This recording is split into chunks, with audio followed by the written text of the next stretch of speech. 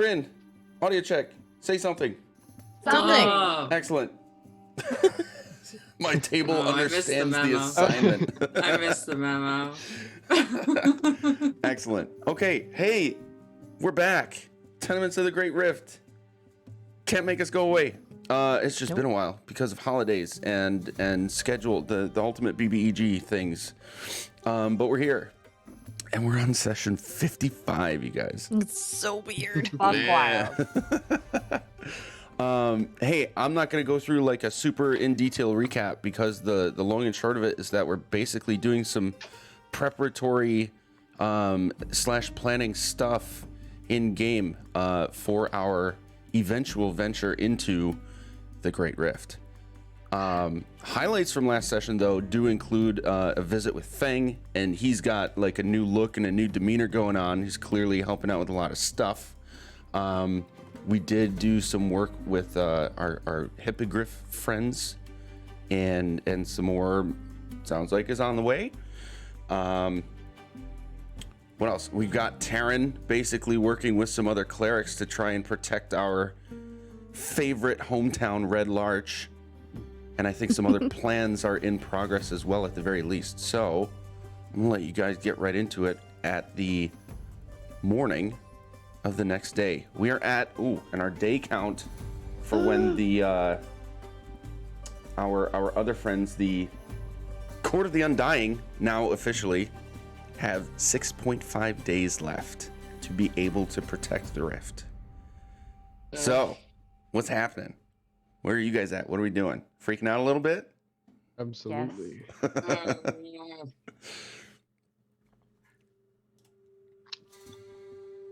Okay. You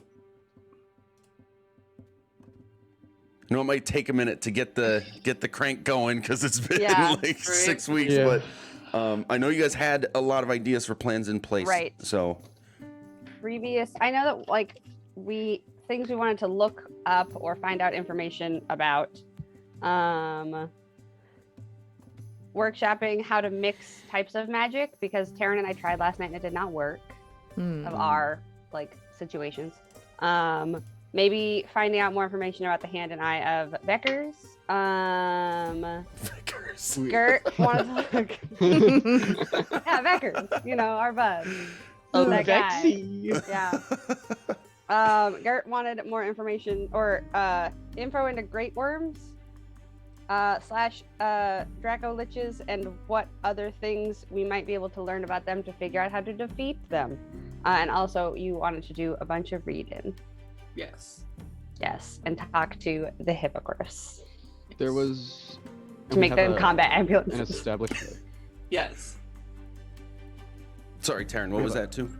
I was saying we have I'm looking for it right now, but I know we contacted the second in command at the college Yes. in Waterdeep, and he left a book, or he's like told us about a book somewhere that has stuff about liches. Yes. He gave you an exact location of a section that you could peruse. Mhm. Right. I'm looking for that right now. I don't think it's that far down in my chest. Oh, I gotta sneeze. Sorry, guys. Do it.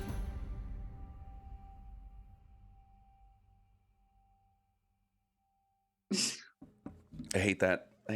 I told on it and it went away. Oh, shoot. I also wrote down Warlock practice with Is.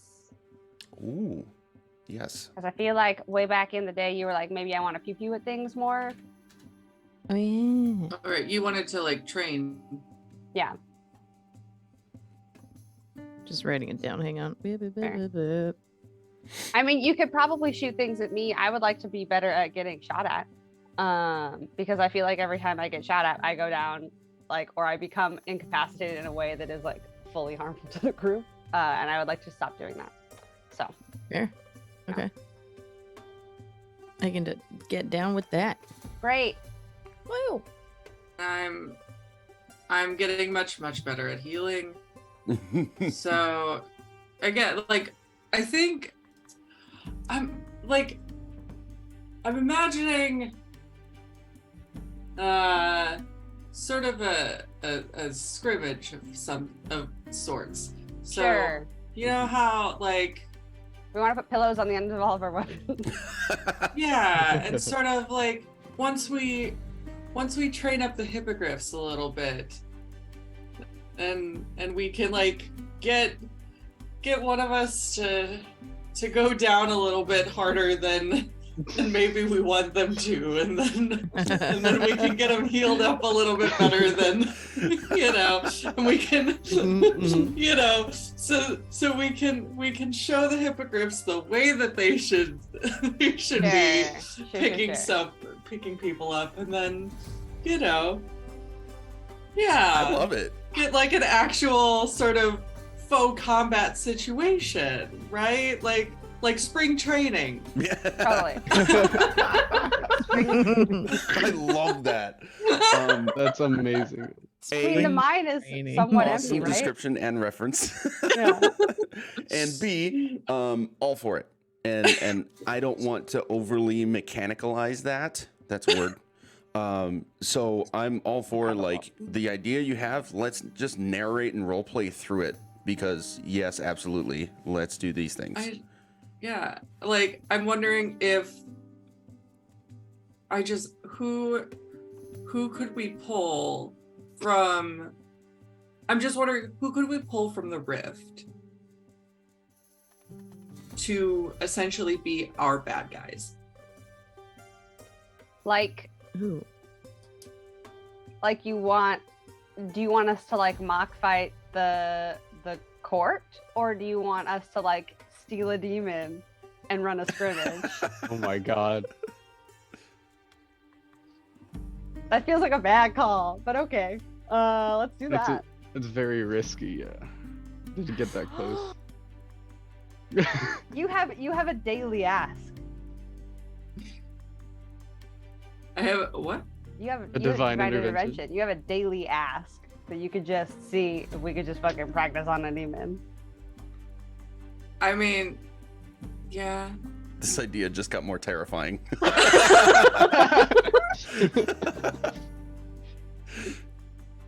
Okay, how about this? You three figure out how we can get a demon in the next couple of days, and then the two of us can go run errands and talk to families, and then when we're back, we'll fight another demon. Does my dad know also- any demons? I don't know. I'm less thinking about demons and more thinking about like wizards or Oh, sure. people of our skill level, Sure. Gotcha. or at least vaguely of our skill level. Right. Who do we Right. know that's of our skill level? I'm thinking maybe the clerics. Mm. Like I'm thinking people who have magic who can fight us and say like who again, this is a friendly scrimmage, folks. This is people who are trying to test our skills, who are Sure. trying to fight against us. That's Sure. what we're going for. Sure. No, I'm Maybe just, even If Fang. we're- Maybe Yeah. we get like again. This is what Fang is doing with the folks on the other side. sure. Sans magic, I believe. Is he doing it with magic? We've never looked yeah. at a class before. Oh, Right, but He he's a forge cleric. he's a forge cleric. Yeah. so let's just roll over that Fang's crew. Shit, I didn't know that. Yeah, he's been a forge cleric this whole time. To be Gaunt, to be right? fair, Sam, that was established a long time ago, so I'm surprised anybody remembered that, except Andrea. I'm not surprised Andrea Thanks. remembered it. Yeah. No, like I knew that he was training people. I just thought he was training people like in physical battle. No, he's Right. he's a full-on forge cleric. 'Cause Yeah. I believe that's how we found out about Gond. Isn't he a Yes. patron of Yeah. Gond? No, Yeah, like I remember, remember he had like given Yeah. me the yeah. Anyway. Yeah. 'Cause Okay. Yeah, let's when I go to Fang today, yeah. I will approach him about I will say, hey, we're looking to like later in the week, we want to make a scrimmage Get a team together. We'll battle. You'll be the bad guys. We'll be the good guys. We'll fuck each other up. It'll be a hoot. Pros versus cons, if you will. It'll be a hoot. Longest You guys will yard help us style. train. We got hippogriffs. You'll get to see some fun. How's that sound? Yeah. Yeah, this would be great. Yes. Is outside of him, since you're looking for specifically wizards, if he does not know any wizards, do we call the academy? And that's, I'm wondering. We got safe rooms to fight it in. But everybody at the academy is at the rift. Fair. Everyone. And who's, that's what I'm worried about. I'm thinking that everyone is already. I don't want to pull anybody who's already fighting. Right. To fuck around with us. and anyone who could probably teach us more than what we already know is probably someone who's there anyways. Yeah. So I think there's still Bastion. I think he's the only person that who knows anything else that's happening and is not directly attached to the academy. Because we tried to attach him to the academy and he was like, no. Yeah, if you want to try to reach out to Bastion. I mean, I can't. Why? Because I can't do that Oh, right. spell Because where I talk we to have people. sending. Yeah. Right, I've actively not taken that spell because you guys can both take that spell. Was I supposed to talk to him? Probably. I'm pulling up my notes now. I thought I had my notes up, but I don't think I do. Yeah, we wanted to ask him about whether or not he knew more about Draco Liches because he was so attached. Because he's in Thay, that's why. Mm-hmm. Because he's studying with wizards in Thay, and they were the ones that knew all of the like lich shit. And so I wondered if he knew more information for us, because we know he's anti-Astaroth. Yes. Yeah. I don't have it written down in my notes, but also I am not a note taker. We all know this. Yeah, I just remembered that we wanted to talk to Bastion. Right. So yeah, I mean, if we can try to get connected with him in some sort of way,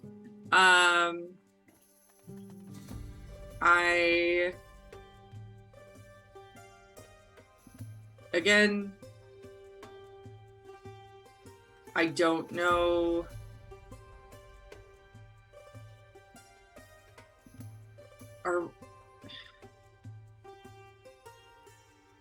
We're supposed to try to find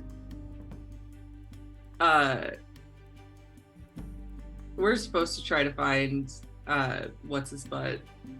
The Templar. Yes. There's so many people we're trying to find right now. Yes. I also really appreciate that y'all know every time I say what's his butt, exactly who I'm talking about. Yeah, I only like 80% of the time do. Sometimes I'm like, I could be literally anyone. Yes, but describe them more than yes, 90% of the time, y'all know exactly who I'm trying to talk about. Yes. I feel like we are still supposed to try to find the Templar. I have a theory he's not here right now. Yeah. Like, he's just not in Faerun. He's on whatever other side of the rift. I don't think he's here. But that's it's like a gut feeling that could be incredibly wrong. But I don't know. I mean, the Sword of Law, or like he said that the Sword of Law would lead you to him. And if you're not feeling like any like pulling buzziness right now. Cal has that now. We'll ask him about it when he wakes up from his nap. Yes. Yeah, that is all Cal now. And okay. So things that are currently like outside that are sort of that are not tied up. All of them. I guess, right? What have we tied up? Right. I don't know. Ourselves in this. Right. So Yolantha is still gone, but Yeah. she doesn't want us to find her Well, because so Braylon, it's a It's trap. a trap. there's gotta be a way we could see what is happening and like why he's from the future, and I just don't know what the fuck to do with that information. Hold on. I think I I don't know might that I have can a process it. It's too much. How about we do this?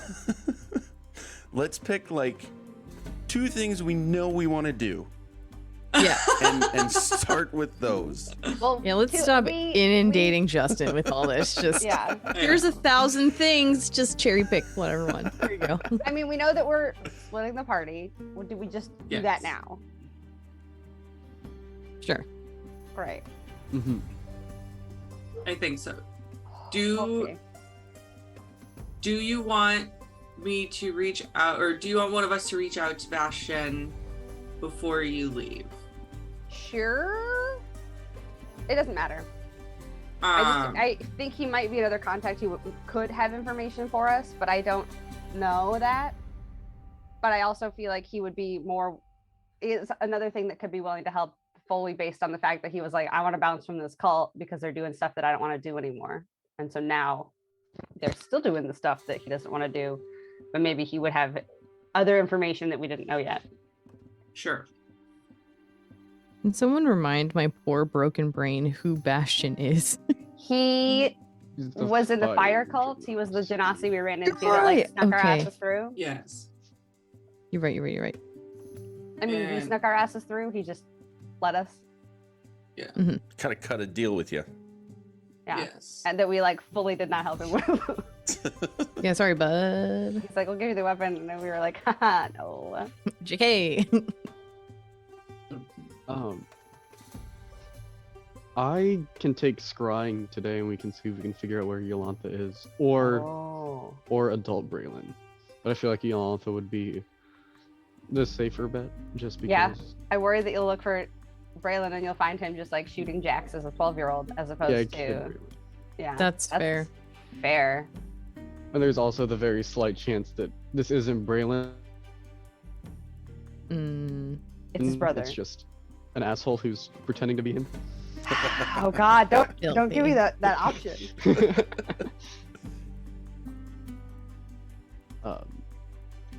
So yeah, I could do that. Because we have this massive bag of money. We have this massive bag of money. I have a feeling we? we might be able to get more money because I know people with money. We'll figure it out. What are we doing first? Are we scrying? Are we messaging? Or are we bouncing?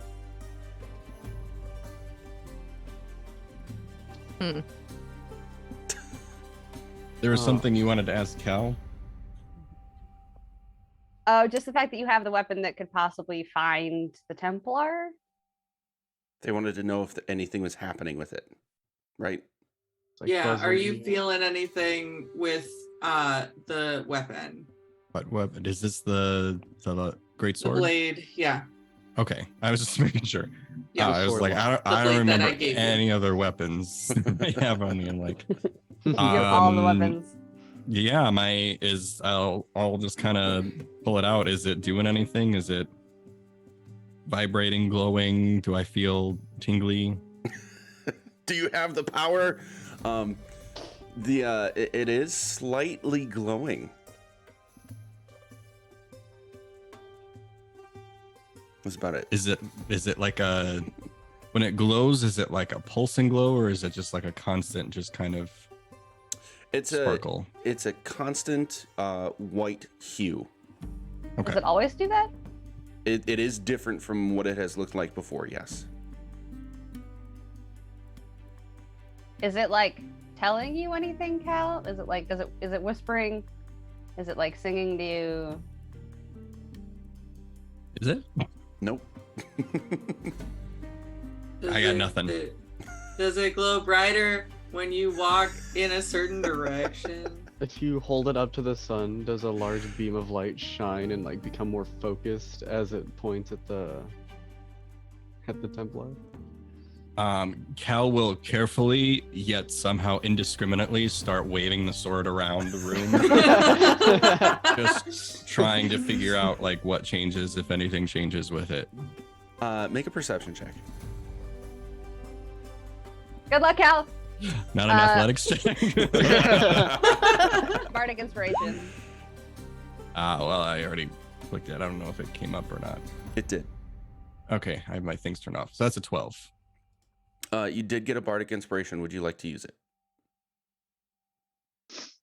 D10, baby. I think you are also muted via your mic and not. Yes, no, I am. Okay. Yeah. D10.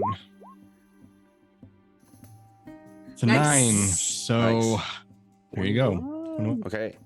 Hell Yeah, Cal, you are very confident that there's really no other change happening, given its position at any time, its direction, the direction it's pointing at any time. Everything that you try and to observe if anything changes reveals nothing more than just the new white slight glow that it has. I got nothing.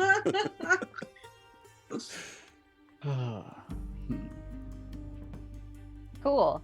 Well, we'll figure that out eventually, I guess. We'll just add that to the list of things we have to figure out.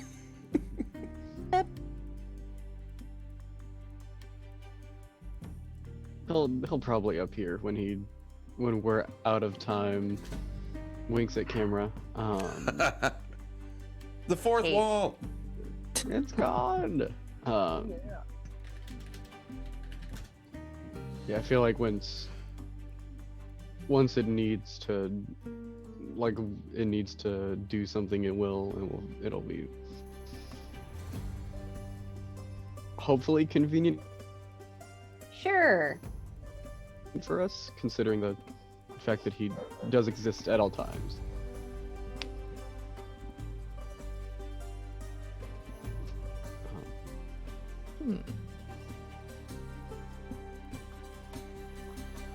So do we want to, Gert, one of us want to do Bastion and all start scrying?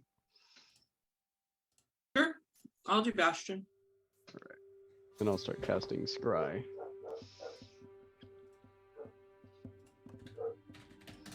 Okay, Sam, what's happening? So let's type this bad boy up. What am I saying? I feel like I wrote this like 4 weeks ago because we were talking about sending him this, and now I don't know where it went. Yeah. Is it down here? Nope. Well then maybe never mind, because I don't know where I put it. It was really good. It was like exactly the number of words.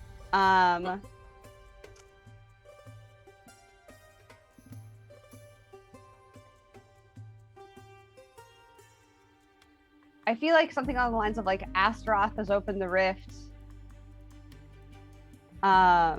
We know you're studying in Thay. Any help about defeating a Draco Lich would be helpful.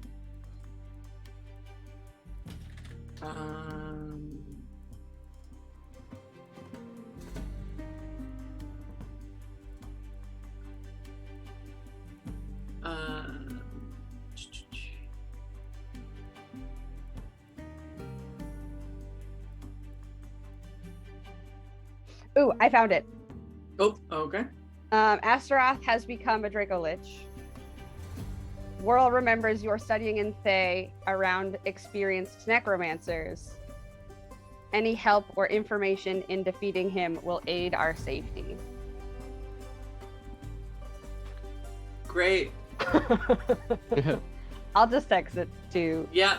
Yeah. I was gonna say type that up and put that in the group chat, my friend. Doing it, baby.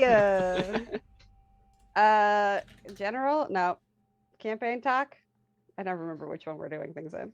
I think it's usually character talk. Yeah, found it.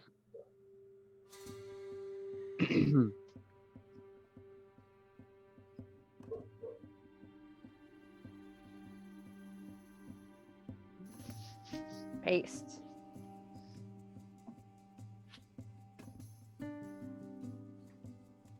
Because we're like fully sure he's a Draco Lich now, or like very, very close to it, right?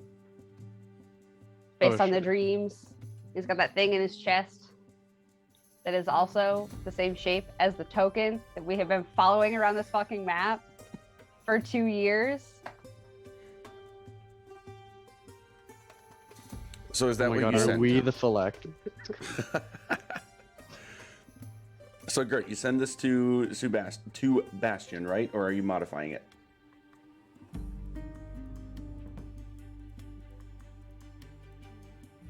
You are muted. Yeah, sorry. Yes, I'm gonna send that to Bastion. Yes.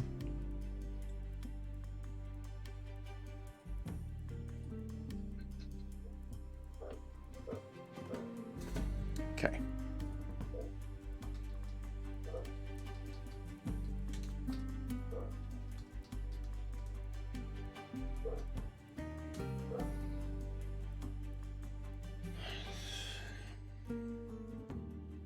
He does not know that. Okay. What does he know? Fuck. That was worth a shot. Valiant effort Well, indeed. you don't know what that is that I'm I referring know, to. but still. It's coincidentally, a lich killing bomb. Specifically just for leches. No one else. Bomb as in Amazing. like Michael Bay explosion bomb, or like a bomb that we just rub it on him and he just like dies a very fishy skin. It's like the menthol tear sticks that actors use. Just slightly burns. Okay.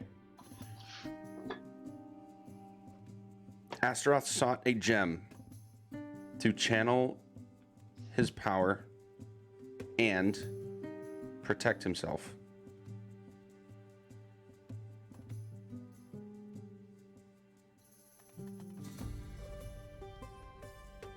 If he leaves his lair. No. If he leaves the place he meant to create, it will lose its power. Ooh.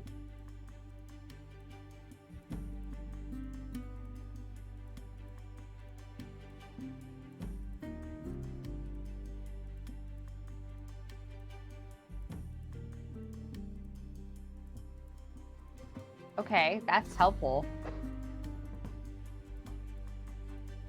Like, do we shimmy him out of a trap situation or into a trap situation and then the gem doesn't work?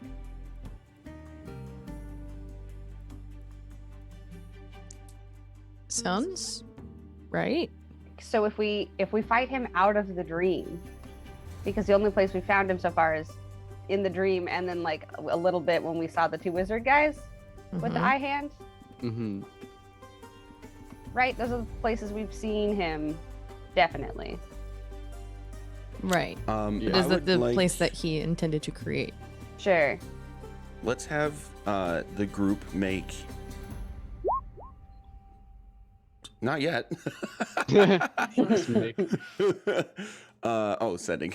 Yeah. Yeah, sorry. I'm gonna have you That guys was make a check, and I would like you to collectively agree on which one you do, and all of you are going to do it.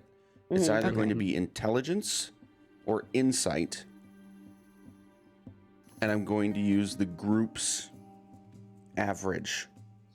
I feel like we have an average higher insight than we have intelligence. Yeah, I have a Yeah. Yes. 10 on my insight. Oh my Yes. god. As a group, we have an average. I have a +9 to insight, so yes, And please. then there's Cal sitting there muscly and big. I can use guidance on Cal. If possible. This is not a situation that we would be able to guide or bardically Okay. inspire. This is a somewhere Just- in between an active Okay. check and a passive sort of thing. Sure. This is a light bulb moment, not a. Yeah, Mm, I like that description a lot. it's It's very good. All right, will you light bulb him with insight, team? I think so. Okay.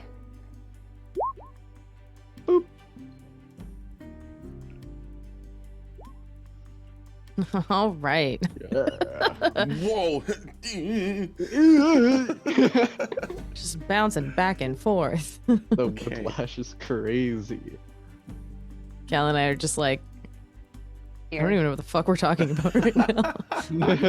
Cal's still Telling you. swinging his sword around. I feel like for Cal, this is like absolutely character fitting because like you are absolutely like the muscle, and you've not exactly had like dull moments throughout the campaign, but we're talking about like high mystical, very high magic bullshit, Sure. and it's just kind of escaping Cal sometimes. I feel like it's very fitting.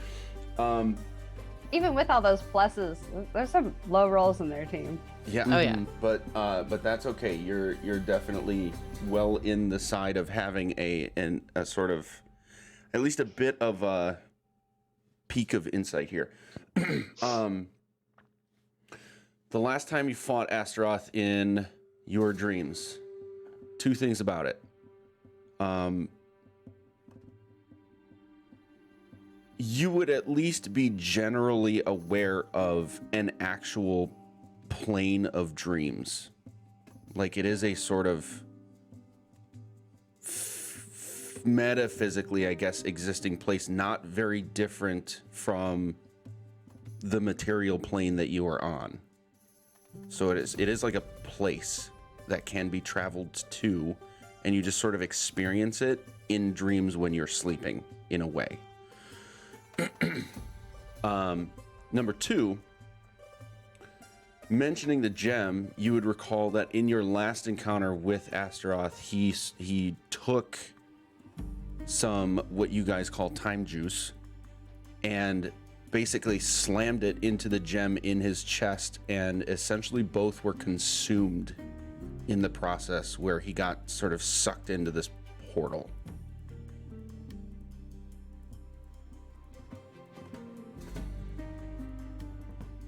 So you would, in character, I'm gonna say, probably assume that the gem is actually gone at this point. It served a purpose, and that purpose has been completed.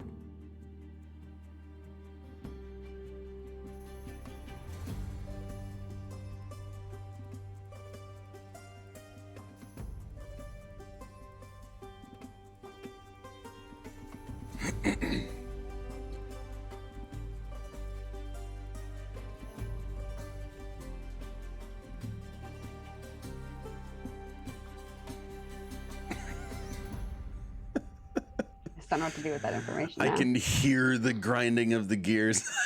Gotta get some WD-40 up in there. Yep. It's grinding too much. My brain, it hurts. This thing is making noise. Is it supposed to? No? WD-40. Fuck.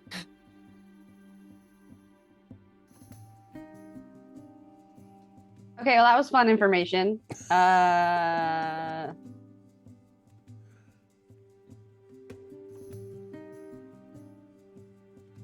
Did that help us any?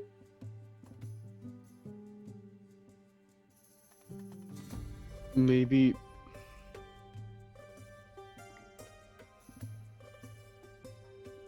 I can't remember if we learned the word phylactery in game or not, or if that's just my I brain. think we have. You right? have. Okay. Yeah.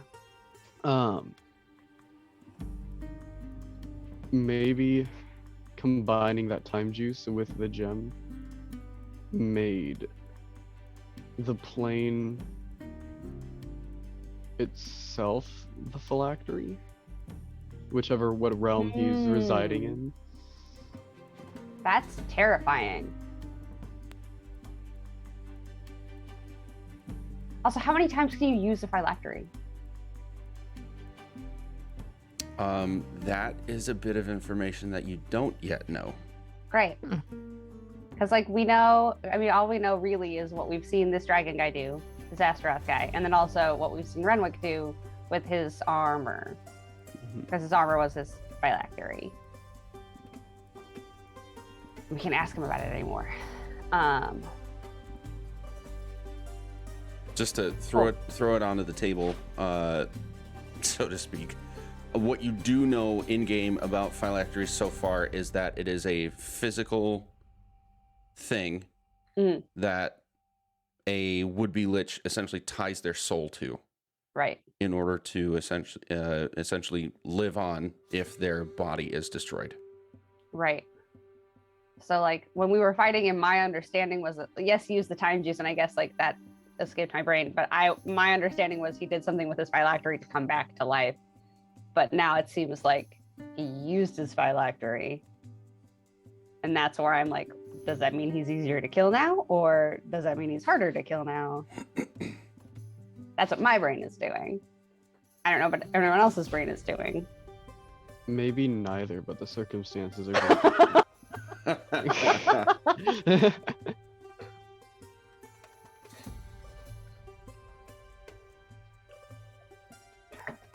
Okay, well, we know what Cal's brain is doing.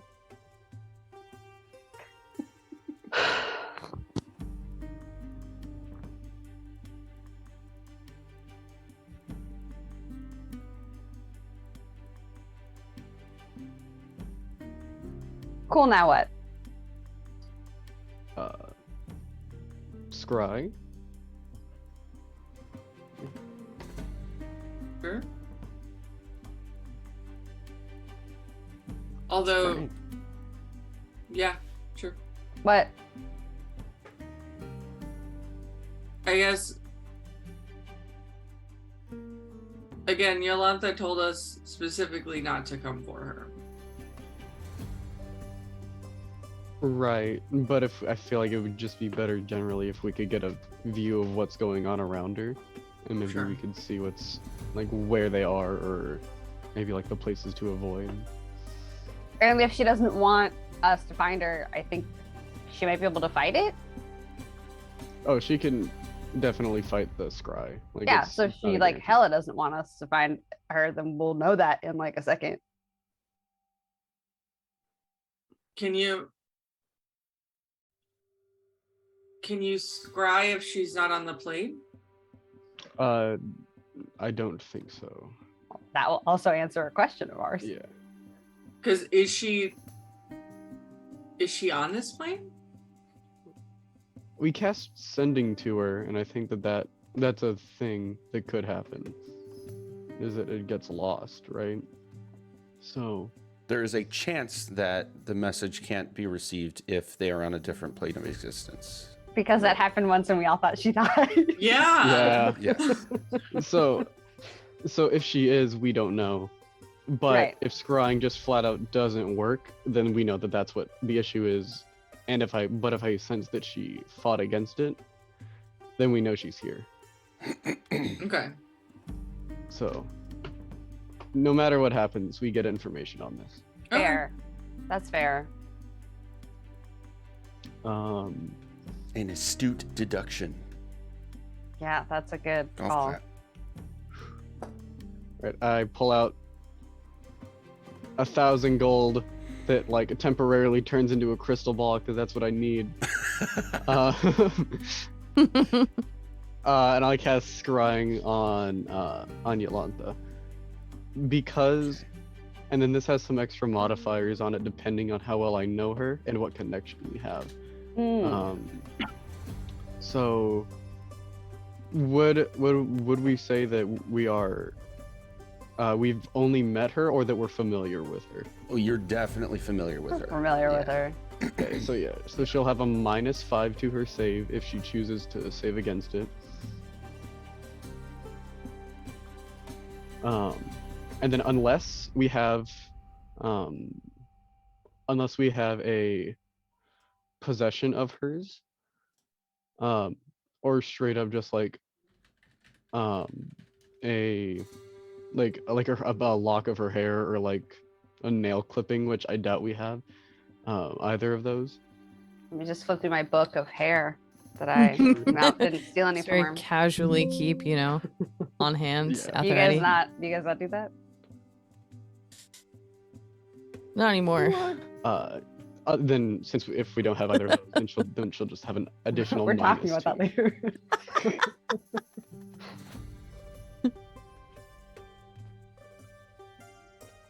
I mean, didn't I borrow her hairbrush like on the first day?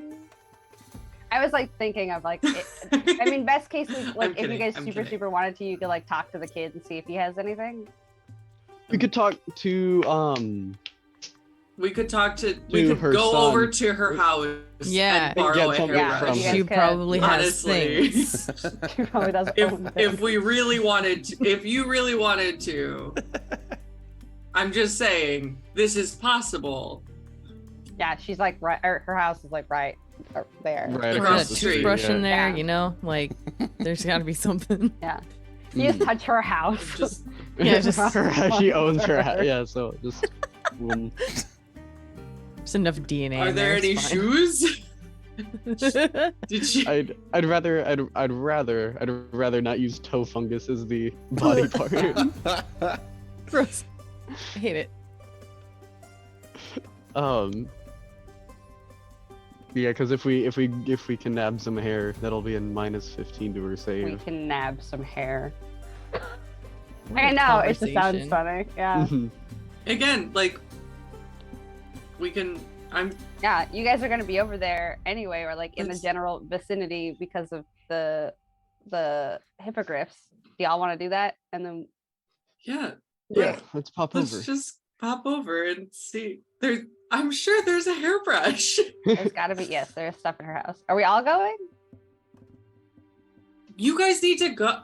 Yes. You we guys should have a lot of stuff I to can- do. I can send you the information later if we find out anything Great. important. Yeah, just like check in like once a day, and if one of us is dead, then we'll find that out. Then I think is probably Cool. how that will work. Shall we? Yeah. Right. Rad. Fantastic. Okay, so what's happening now? Right now. Teleport. Whirl and Iz are leaving. Get the fuck Yeah. out. Okay. All right. Bye.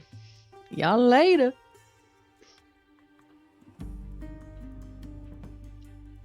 Yeah, I guess Seacomer. And I guess I will try and teleport us to the farm behind my mom's house. Ooh. Oh, and I'm not terrified about it at all. I would consider myself very familiar with the area because I kind of lived there for like a hot chunk of my life.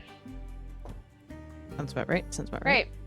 right. I'm just gonna focus on it a bunch and like focus on the farm and like that one scarecrow that I used to make songs up about. And my like little wind expands and it expands out around both of us, and I teleport us hopefully to Seacomer. Just the two of us. So I'd be like, okay, bye. Oh, that was not the number. I saw someone post something else. Jeez. I'm worried it's not gonna work, or we're gonna like be far away. It's gonna be okay. Yeah. You, Okay. World, there's no risk here. Are you sure? Yeah. All right. There is an associated object that can fit within a 10-foot. I mean, but so. Yeah. You're talking about a scarecrow, right? Oh, is that the? Oh, I thought I had to have the object on me. No, it has to be an object at the place. Yeah. Oh hell yeah! It would be the fucking scarecrow in my parents' backyard. Yeah. Or my mom's backyard. It would also be her house. Like if I need a bigger object. Mm-hmm. I I'm just fully like thought it halfway was- stuck in the wall. I fully thought I was like only very familiar and was real worried that we were gonna have to like fucking walk Yep. a ways. Okay. So, Alright. Whirl, Yeah. over the table. Tell us about Whirl's mom. Okay. I have thought about this. She's probably like a little bit shorter than Whirl. She has a really round face. She has really happy eyes. She has a good laugh. Her hair is like short and kind of like it's like grayed up top or starting to gray up top, and it's like a light brown underneath.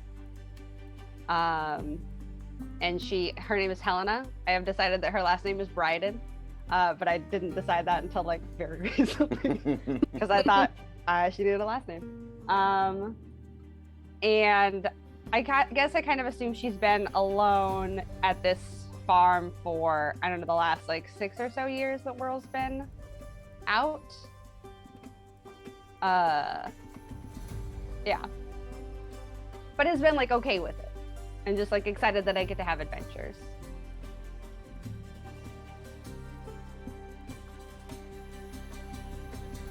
Okay.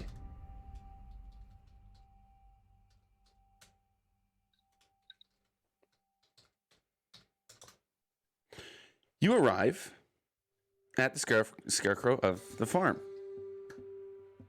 I'm leaving this narration to you for what we see. Sure. And until you decide to start doing something. And who's with you? It's you And is. and Is. Just the two of Yeah. you? Okay. Mhm. Go for it. Cool. We're going to land in the farm. It's mostly like, it's more of a tilled farm than like an animal farm. Like there's like a little probably barn that has like a couple of chickens, maybe a couple of pigs. Nothing too big or exciting. Because it's something that like was managed by 1 to 2 people ever total. It's a lot of like veggies and like veggie kind of crops and like fruit things. There's a big area of strawberries that Whirl believes she was very good at growing, but it's just the strawberries come back every year. And there's like a little farmhouse with maybe like a couple of windows. It's not as like it's like a little shabby, but like it's cute. It's clearly like loved and lived in. Yeah, and we're in like kind of the backyard farm area, and then the house is probably off to a side. And I think since it's farm-y, it's probably a little bit outside of town, outside of Seacomer, off of like a main road. And so we'll probably pop in by the scarecrow. And suddenly Whirl gets real excited and is like, oh, okay, I guess front door? Do we go to the front door? Does front door work? I've not shown up back at my mom's house in like a bit. And oh my God, my dad's here. Oh shit. You're right. Yeah. Okay. Cool. Front door? I mean, that's up to you and what you know your mom to be comfortable with. Yeah, it'd be weird to just walk in. So I'm gonna go to the front door because that's Okay. how yeah. All right. Okay, Front door. And we go around to the front door and I will knock. I'll do shave and a haircut. Because I know my mom will answer 2 bits back. If anyone else knows what shaving a haircut is. Oh, I know exactly what you're Okay, talking great. about. Yeah. Great. And then knock on the front door. I'll fix my hair even though I know I don't need to. And also it's gonna be constantly moving anyway. And I feel like it's moving a little bit more right now because she's very excited.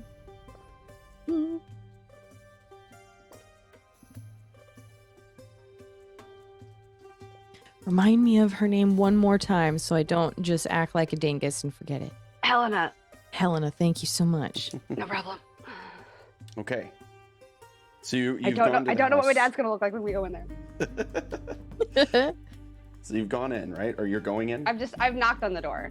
I've just done like tap, tap, tap, tap, tap.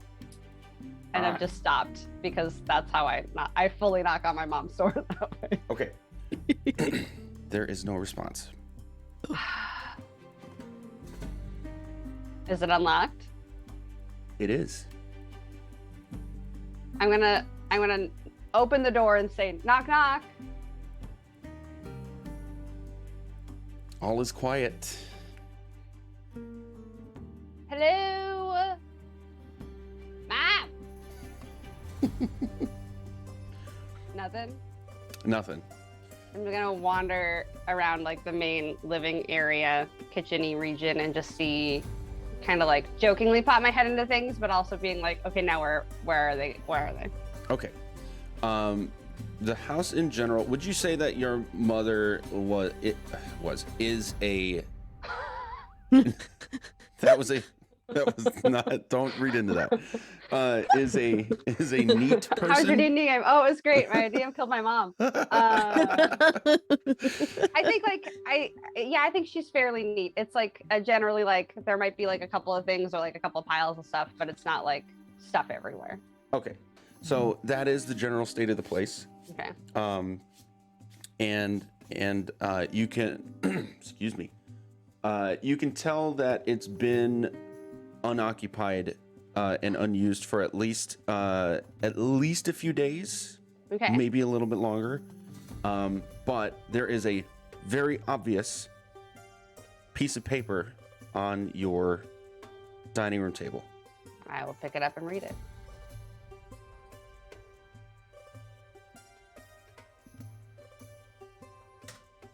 Discord message.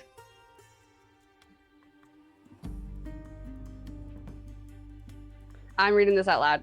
Whirlybird, your father has returned to us and says that he thanks you, and says it's all thanks to you and your companions. He has explained everything, and I'm overflowing with joy and with pride toward you all. If you see this, it must mean you needed something from us. Please take anything you need. We had to leave. Your father insists we don't have time for me to learn why.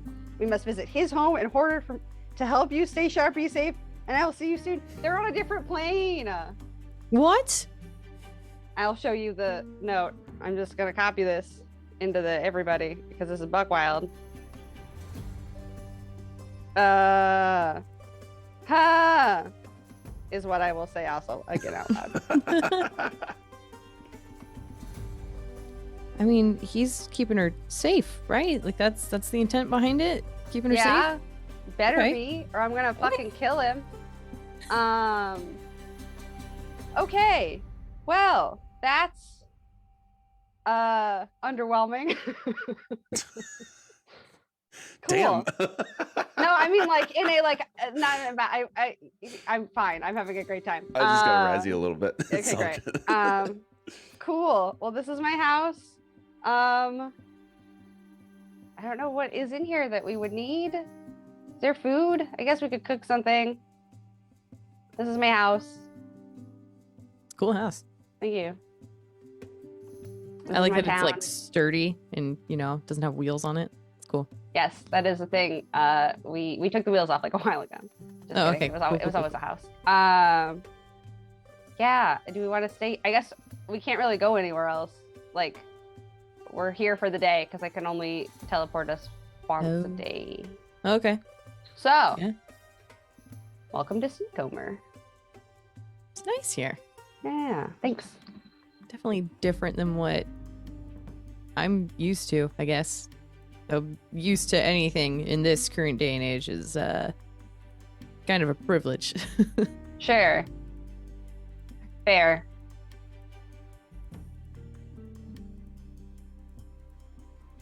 Can you show me your room? Sure. Sorry, I was reading the note again. That's okay. No, Yeah. read it as many times as you need to. I figure there's like it's World's room is probably like at the top, like she got the little attic space that's like kind of hard to manage, but she loves it and she doesn't care, which is probably Mhm. also why she likes her necklace so much. And I think it's again like overflowing with just like floopy soft things. Hmm. And you could probably and she has like a little window at the back that you can see the scarecrow from, which is where she would make up songs about him. And sing at him when she was little and she figured out that she was good at it. And so she's just like, this is my room. Here is my tiny bed when I was shorter. And then just like, yeah, more pillows and things. I bet by the time we leave, I would have grabbed as many of the extra pillows as I could, hopped into the necklace and just kept extra things in there. Most excellent. Just wondering, do I have it or does someone else have it? I don't think I have detect magic. I was gonna see if maybe they like left something behind and didn't tell me about it. Do you want me to do that? I can do that. Oh yeah. Cool. Yes, I think I Uh, can just tell you what things are magic. I think you have to actually find the magic things. Yes. No, you can understand exactly where they are. Yeah. Oh no, I meant I don't have detect magic, Oh, but I got have it. identify. Yeah. Got it. Right. Okay. Well, I will ritually cast detect magic then. Okay. Give me just a couple minutes. I'm just gonna chill in these pillows for like 10 Totally. minutes. Okay. Cool. I'll pull out my dulcimer, not the zither, and just play some stuff. That's nice. Get some like on hold waiting music. Yeah. Girlfriend and Panina. Yeah, it's my favorite song. Nice. Okay. You do detect, aside from items that you both have already, one fairly potent ping, I guess, from a side bedroom. It's about like 20 feet away from where you are right now. Okay. Hmm? What's in here? I Okay, guess so that the- would probably be my mom's room, and so we would go down, probably back down the stairs and find her room. And is there something in here? I think so. Yeah. You find a modest satchel. Oh. Pretty plain looking. Do we open it? Have I seen this before? You have not. Mm. I mean, this thing's is glowing pretty good. Whatever the fuck it is. That's cool. I want to open it. Okay. When you open it, you look down and it's like a window into like a completely different space. I'm And gonna turn it it's- inside out.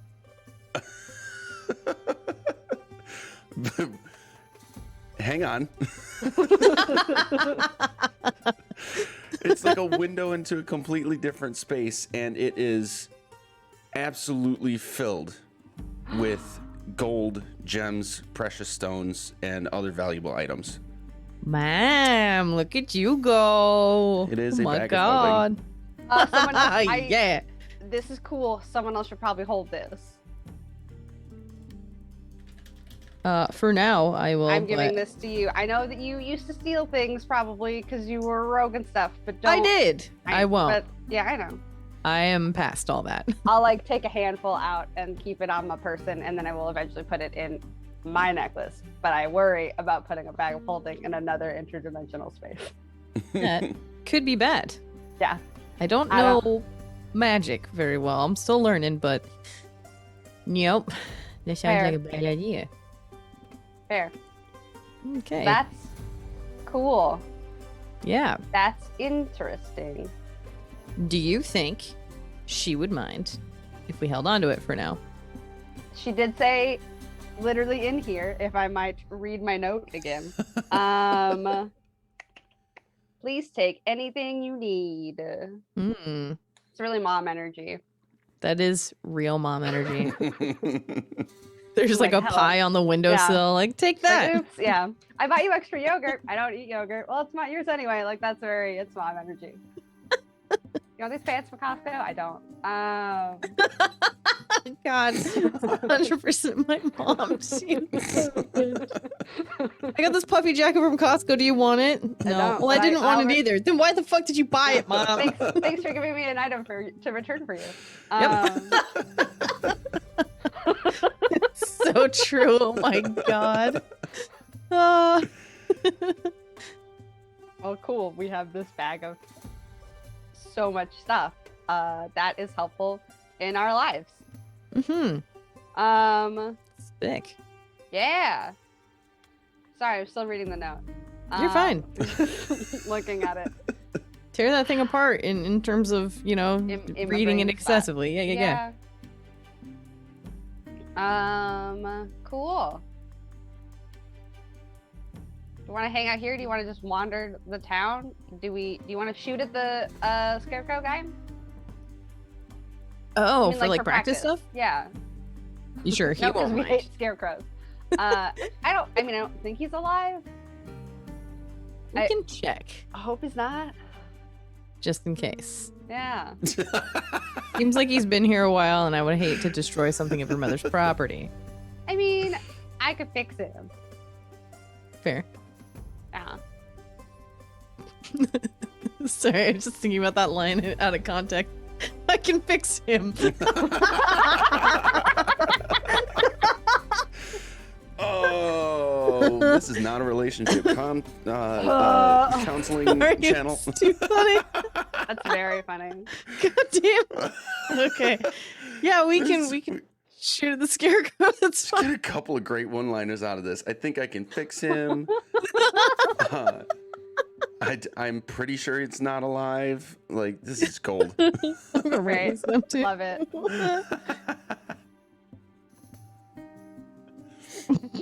Okay, Cool, we're going to the let's go outside. scarecrow. Let's go shoot at the scarecrow, I guess. Let's do it. Literally. It's a hey boy. It's a hey boy. Sorry, did anyone else see the Weird Al movie? Yes. I need to. It's one, it's free. Two, it's phenomenal. But there's a bit. It's a hey boy. Yeah. Let's just go shoot at the hey boy. Okay, so what's the idea here? We're essentially practicing what? I guess just target practice, aiming, I suppose. Do we want to shoot at a stationary object or something that's moving that would be more privy to the kind of situations we might find ourselves in? Do you want me to fly around as like a bird or something and you shoot at me? I mean, I really don't want to shoot at you, but like if that's the way that we're going, then cool. I I guess. could be like a small bird. Maybe they're harder to hit, and they're probably not Oh. harder to hit. I mean, it does take like more concentration trying to like zone in on a specific target like that.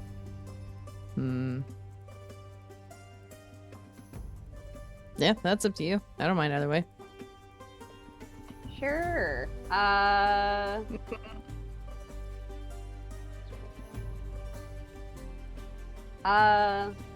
has the higher?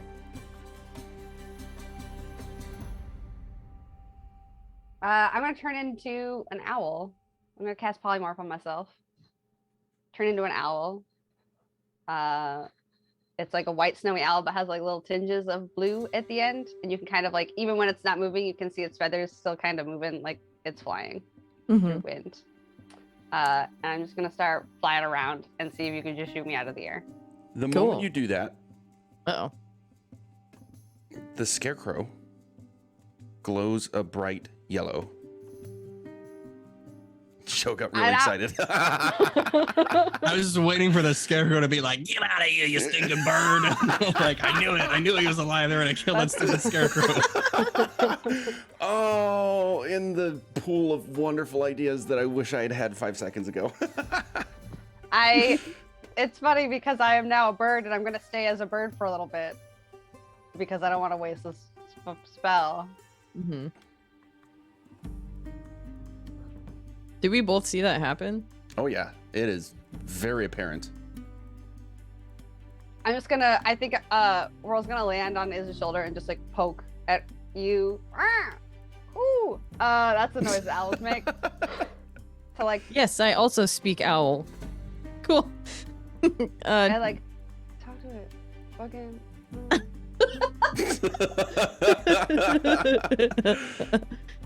Okay. Hey, what's up? Mr. Scarecrow? Are you alive? There's no response, but you can see a sort of etching on the post that would make up like the bottom of its torso. The hell is that? It says in quotation marks, "Chop Chop Winston."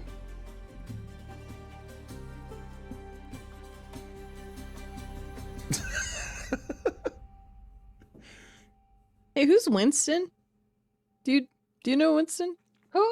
And when you say the name Winston, the scarecrow actually just like turns directly to face you, like it pivots on its post and it faces you.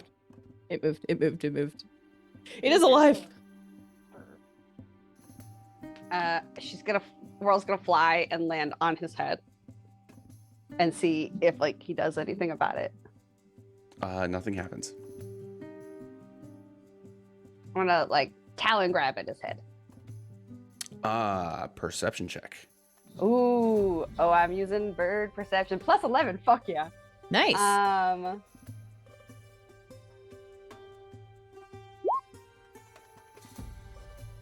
19. Okay. Okay. You sort of talon grab at his head. It scratches his burlap a bit. That was a lie. I saw persuasion. Perception is a +4, so it's a 12. Okay. That's not going to change anything. Great. You sort of scratch and you end up sort of tearing a little bit of the burlap. And it instantly sews itself back up. Oh.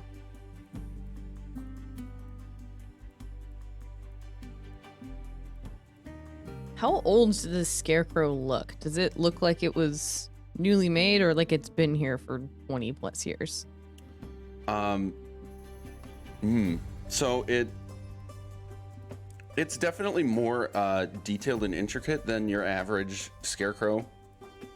And it does look rather new within that context.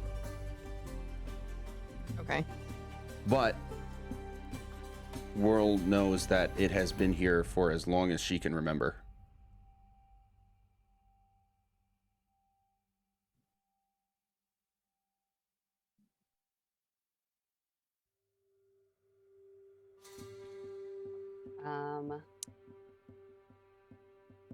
Huh. I wonder if this means that you can tell it what to do.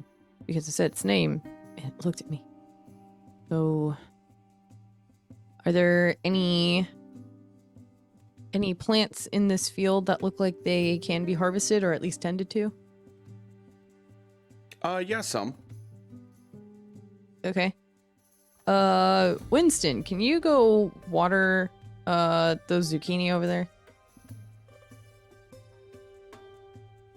There is no change at the Damn moment. it. Still I'm glowing. gonna run behind him. Okay. Gonna run behind him and say his name, Winston, again. Completely pivots to face you. Creepy. Okay, great. I'm gonna attack his arm this time with my talons. Okay. Would you say that, I mean, I'm getting picky with your words here, but Sure. you kind of did just a little scratch before and now you're going for like a full-on attack? I'll do like the attack action of the owl. Okay. So I will like roll an attack at this thing to see what it does. This is one of those scenarios where we don't need to worry about mechanic stuff. We're just Fair. role-playing everything here. Yeah, I'm not just like I'm like trying this time. Yeah, okay. So you definitely do some more rips and tears. And then they instantly, like, you can actually see the little threads, like, weaving themselves back together, and it goes back to, like, perfect condition.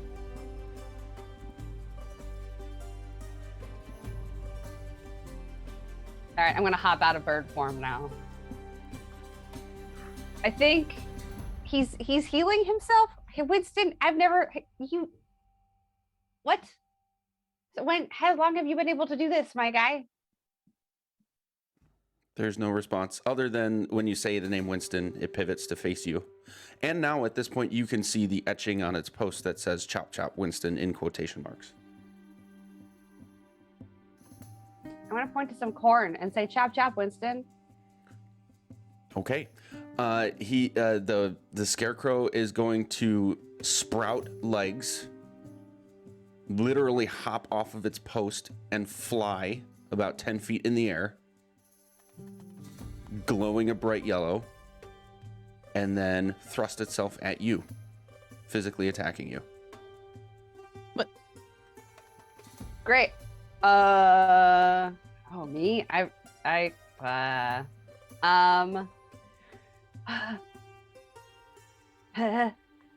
Chaos bolt. Okay. What happens over the next few seconds would be essentially an exchange between you and Winston, the scarecrow, that leads you to understand it's a training dummy. Oh, shit. Incredible. Has he always been a training dummy? Did I like accidentally sing at him too much? It made him magical? It sounds like a Disney movie.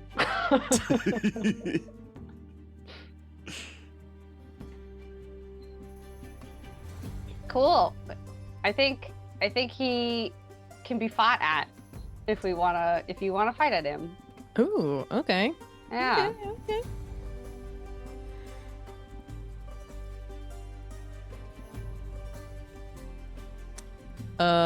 Hey, Winston. Fucking chop, buddy, and just ready to go. All right. Yeah, so it will respond to you as well. And you now have a training implement, essentially until you decide to stop. Excellent. How do we turn him back off?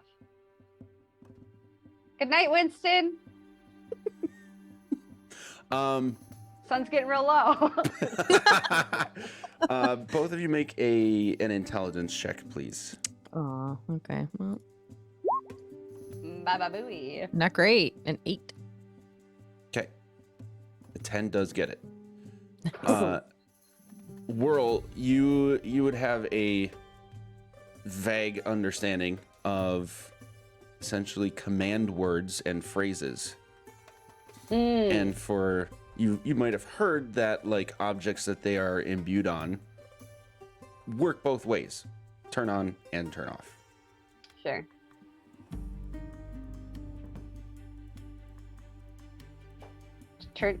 Go to sleep, Winston. Sleep, Winston. Chop chop, Winston. Chop Chop Winston turns it back off. Great. Yeah. I figured Chop Chop would be continuing the fighting, but cool. I would say Chop Chop Winston. I would have made that connection on my own brain, and see if we can turn him off. You do. Right. He basically flies back over to his post, plops back on it, his legs go away, and he goes back into the your classic T-pose. Got a fun question here for you, Whirl. Yeah. Do we want to bring our good buddy Winston back to Red Larch with us? Hell yes, we do. Because we now Especially have 2 interdimensional Transportation. portals. Just shoving him in a bag. Yeah, just like dismantling him. He's got like a turnip for a head. Just boop, boop, boop. Yeah. Absolutely yes. Absolutely yes. That is what's going to happen. Nice. We could just spend the Fantastic. rest of the words are hard. Sure. We could spend the rest of the day just shooting at him, and then figure out what we're doing tomorrow. And then when we go back to Red Larch, we can all shoot at him. Oh my gosh. Yes. Great idea. Great. All right. That seems like a good opportunity for us to take a quick stretch break, and then we will come back to Taryn, Gert, and Cal. So we'll be right back. Okay, we're back. And now switching over to Taryn, Gert, Cal in Red Larch. Yes. Yes. Yeah. All right. So we're rewinding over the table about a day, to about the point that Whirl and is teleported. So what would you guys like to do now? Should we just head over to Yolanta's right away and get that handled? Sure. I mean, Awesome. yeah. Okay. This is the most action we've seen on the screen today. Yeah. Hell yeah. All right. You're at the house. Knocking time. Okay. After a few seconds, you are greeted by Joseph again. Good morning. We were wondering if you happen to have maybe a stray brush of Mother Yolanta's just lying around. He's just gonna kind of like give you an eyebrow raise. Is there any particular reason for that? Scrying. Scrying. What is that?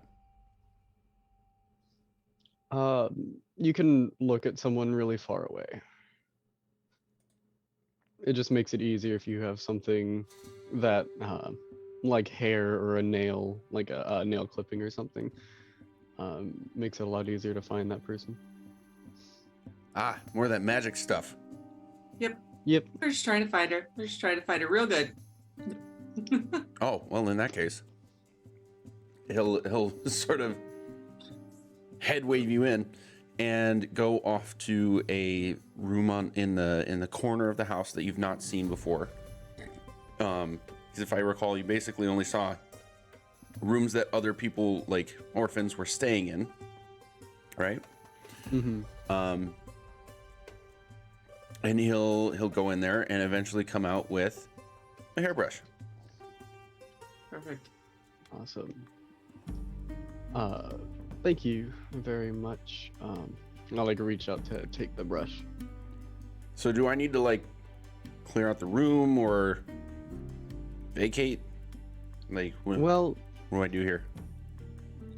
As far as I know, I'll be the only one able to see this, so it's not like it'll be a huge thing. My eyes might glow a little bit, and that'll be it. Okay.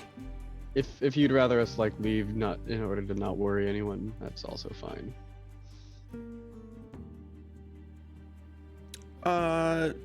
Will it be quick? It'll take to start up. It'll take about 10 minutes. Nope. Hold on, let me find this real quick. Yeah, it'll take about 10 minutes to start up, and then I'll have and then I can continue doing that for another 10 minutes. So How about you take the room so that if any of the kids come running around, it doesn't like mess with you. freak them out. Yeah. Awesome. Thank you so much. This is very appreciated. Yeah, of course. And he'll just he'll point you back toward Yolanta's room that he just came out of. I will head in there. Gert and Cal, are you with him, or were we splitting more than two ways? I was actually probably gonna go over to because do you need me for the scrying? The only thing I'd really need you for, like for the scrying in particular, is if we wanted to test magic limits, but we're already going to be doing that today, later on, so it's not required for this spell. Okay. Yeah, because I was probably gonna go down to Fangs. Mm-hmm. Yeah, hopefully he'll get you settled up with some of the like imagine like 5-pound plates. That'd be crazy. Okay, so you got at least 20 minutes on your own, Taryn, before anything can happen. Let's go to Gert and Cal. Mm-hmm. I mean, Cal, did you want to head over to Fangs with me as well, or? Yes, I could do some training and maybe see if there's anything else that he was able to construct or pull out for us. Great. All right. So we mosey on down to Fang. Okay. We are at the time of day that he should still be there. The door is open. Uncharacteristically, there are no other patrons. It seems that the continuing work that Feng and I just remembered. I just forgot her name. His assistant. Ooh. Oh. But the two of them are doing is pretty much the full consumption of their time in this place. And so they are busy toiling away at similar tasks that you viewed them doing when you came here. Was it yesterday? in Yeah. game yesterday. Yeah.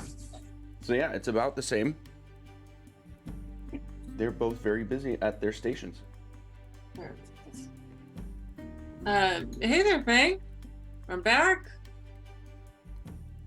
He's gonna like look up from what he's doing, and he's got like one big, sort of almost like a monocle-like spectacle on like 3/4 of his face, covering one eye, and you can see just like one big eyeball blinking. Hmm. He's gonna take it off and say, "This was a tricky one, but I think I got it." He's gonna hold up a piece of armor that looks just like the, of course, there it is. Just like the splint armor that you see still on the oh my god, words are hard. Juice. Figure it out. on the Mannequin? dummy mannequin. Thank Yeah. you. Got you. Heck, mannequin. And it looks almost identical. I'm gonna let you flavor if you want it to look any different in any particular way, but just as a reminder, it has like the three big buckles across the like chest down to torso, and it's like a very intricate interweaving of metal and leather strips together to create this very sturdy and form-fitting armor. Is there any other way you want to flavor that? No, I love it. I think it's beautiful. Awesome. You're gonna hand it over and say, you can expend some of your magic to temporarily lift the disadvantage. I can't magically increase your strength, but you can magically make it a little lighter. So All right. what you've got, if you accept it, is splint armor, and its magical effect is, for the cost of one spell slot, the lowest that you want to / can use, you can remove the strength 15 requirement for up to 4 hours. Oh shit. Okay. Oh wow, strength 15. Yeah, I am not strong enough for that. Okay. That is why it would have halved your speed if you were. Yeah. Okay. So it'll get rid of it for 4 hours. Okay.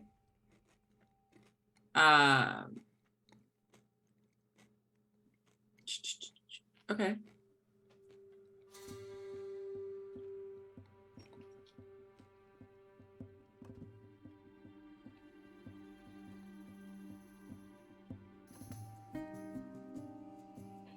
Fuck it. Yeah, I'll take it.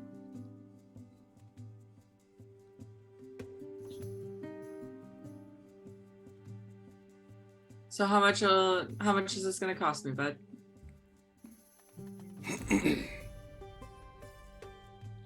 Constable joined us in training yesterday. Personally funded this one for you. Oh my goodness. Speaking of training, we have been thinking about we've been talking about training some ourselves. He tilts his head, clearly an Yeah. interest. Absolutely.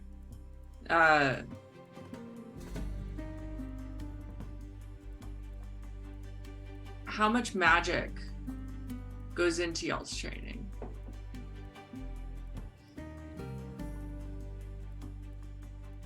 For the whelps, not very much.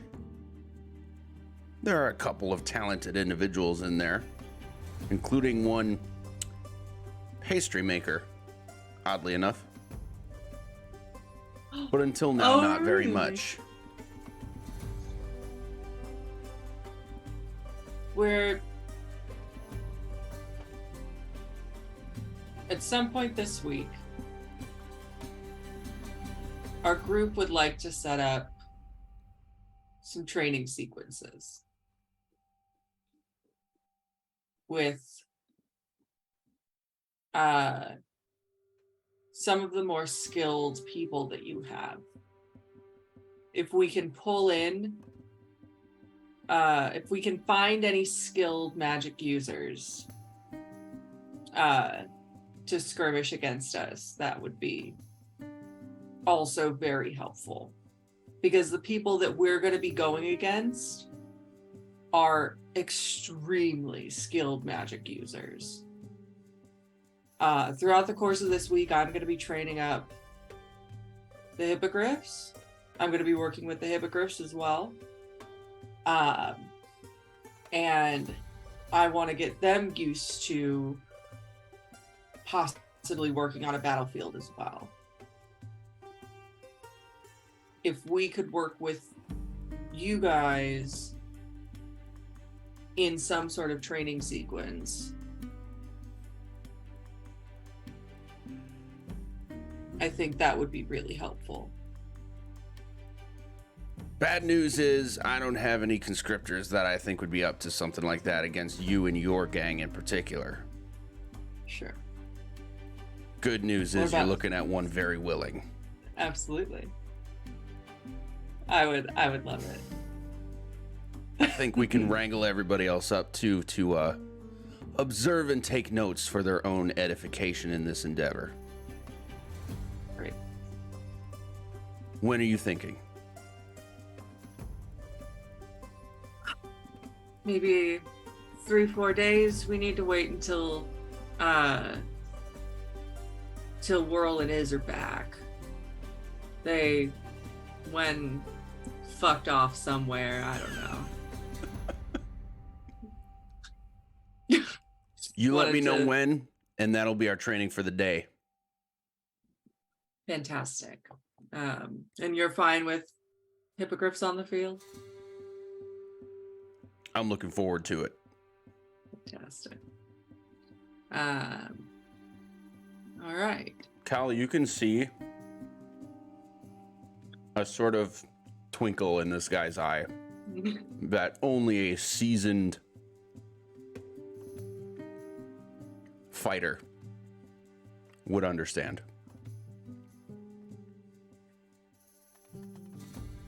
So wait, it's just gonna be you against all of us at this point? Oh, well, I wouldn't go quite that far, but I do need to shake the rust off of some muscles that I haven't stretched and used in a while. Maybe we should get Braylon on your team. Have him do some of his thunder wave at us. Ooh. I'd be a little bit worried about having a kid on the field, but you shouldn't be. We should be the ones who are worried about that. Especially if he's on your side. All right, I'll tell you what. I'll talk to Joseph over there and see what we think about it overall.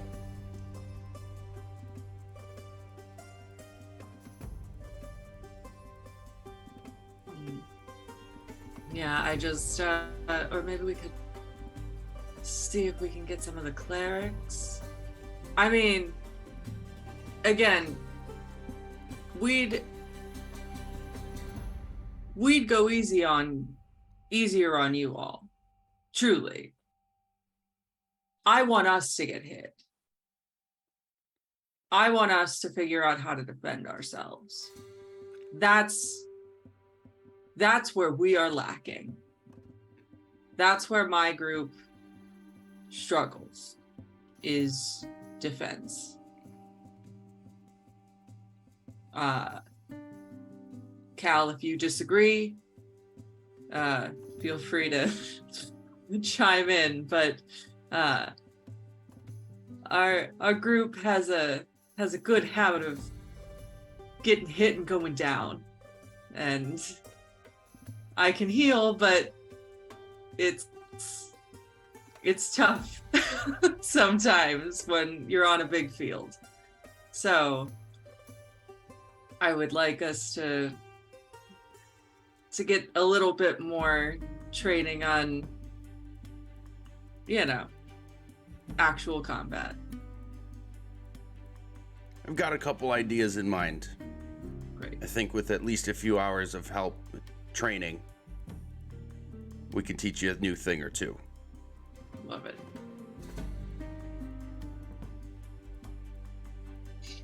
All right.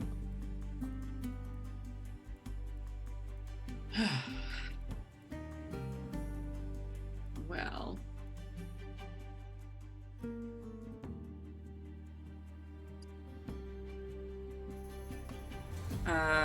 if there's nothing else, I think that's all for me today. Cal, you got anything for our friend Fang? No, I think if we've set up this training arena, we should find ourselves in good hands. But I don't want you to go light on me. He's gonna crack a smile. Oh no, And- you don't go light on any of us. We'll go light on you. He's gonna crack a smile, reach under so he's got this table, right, that you guys have been doing business at consistently. He's gonna reach under it with both hands and pull out this massive two-handed warhammer and just thunk on the table. Hold his hands over it and close his eyes for a moment. It'll start to glow like a bright blue. Oh yeah.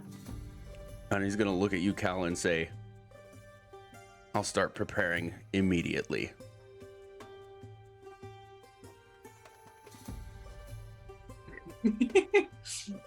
Very good. This'll be fun. Goodness. All right. Have a great day. See you in a few days. He'll just give you a wink and then close his eyes and be clearly concentrating on this warhammer now. All right. Yeah, head out. Okay. Taryn, coming back to you for a minute, at least a little bit. Yep. You are scrying Yolantha using a lock of her hair, yes? Yep. From the hairbrush. I am. So, if she either chooses to make a save or her, that passive thing that she has forces her to make a save, she'll have a minus 15 to that. Jesus. Right.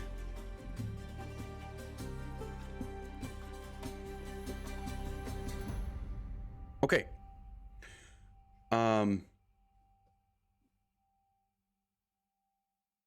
You feel that the spell is entirely unresisted.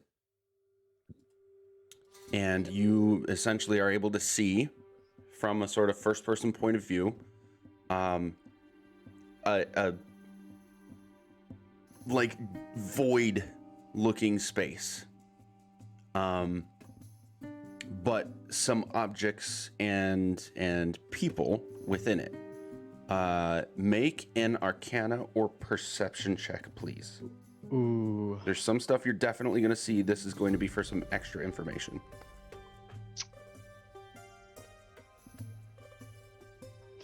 I'm gonna go with perception. It's +4. Okay. 16. You are pretty confident that this sort of void that you're seeing is the result of either incomplete or incorrectly used essentially illusion magic in an attempt to conceal this space from magic like scrying. Ooh, okay. But again, incomplete or incorrectly used. So kind of amateurish. Okay. You can see the man who took Yolantha toiling away at a very familiar staff and robe sitting on a table. You know that these were what Yolantha had the last time you saw her. Mhm. He is clearly very frustrated and like, you know, like talking through gritted teeth, like, God damn, it's just work. Like talking to himself and then like insulting these objects, and then like will go through what you recognize as an incantation. Like he's trying to cast spells, or he's trying to do something magically to or with these objects, and it's not working. He's very frustrated about it. To your left, that's like directly in front of you. To your left, you can see Yolantha unconscious in just very basic garb. Obviously her stuff has been taken, and just kind of like floating in a beam of energy. Think like Obi-Wan Kenobi in Clone Wars when he was captured at before the big Gotcha. battle, right? Gotcha. Mhm. And she's just unconscious, floating there.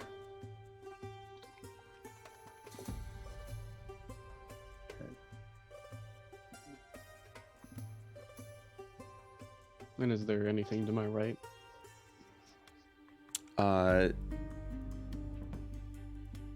Yes, actually, you see a desk piled with books. We're talking like a couple dozen books, and from where the scrying object is, you can at least see that many of them are like very old, very used, like worn down. Covers are kind of like rubbed, and pages are yellowed at the edges, that sort of thing.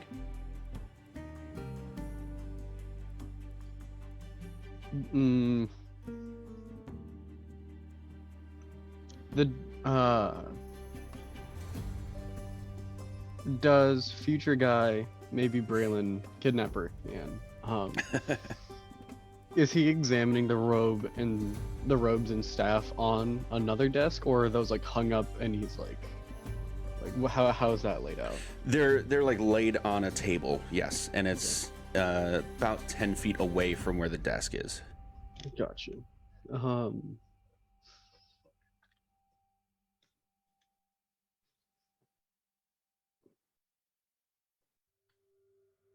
So in my brain, the old yellowed books are making me think that this is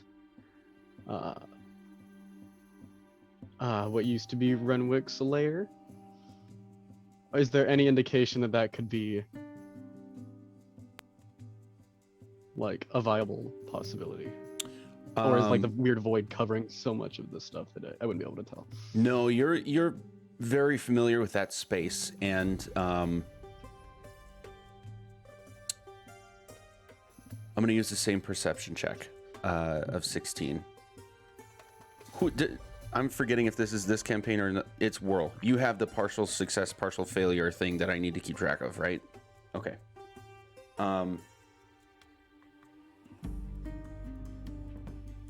Some of the books might look kind of similar, but you never really took like a detailed look at all of them. You did take a detailed look at some of them in the couple of times you've been there. They look like they might be kind of similar. The ones that you can see the titles of are going to include Theory of Necromancy, Advanced Illusion, and then others in what languages do you know? I know Abyssal, Celestial, and Infernal. Okay. Yeah, there's going to be a couple that are written in script that you recognize as Draconic, but you cannot read them.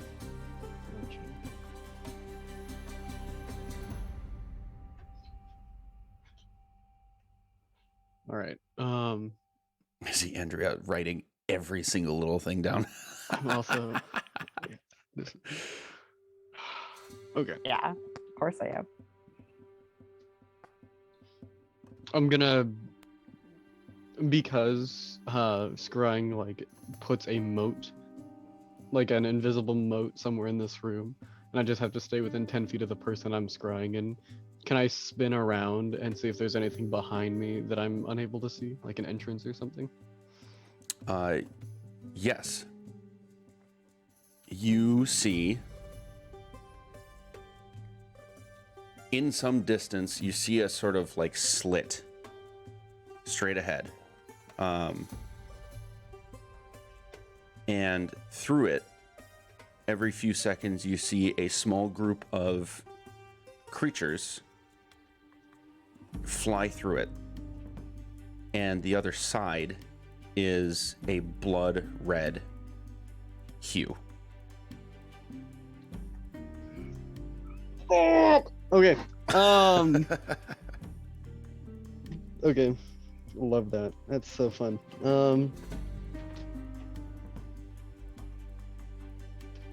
Rad.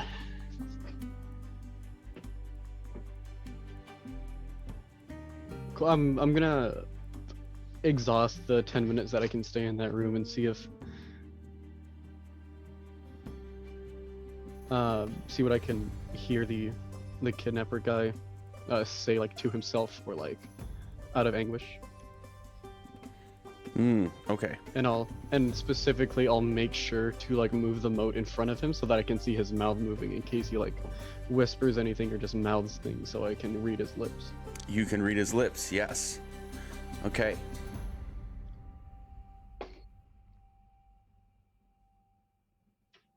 You essentially, over the course of the next few minutes, hear him make references to, why can't I attune these? He's trying to figure out why he can't attune to these items. For some reason, he's unable to. And he's trying to use different spells and incantations to both figure out why and to try to force it to work.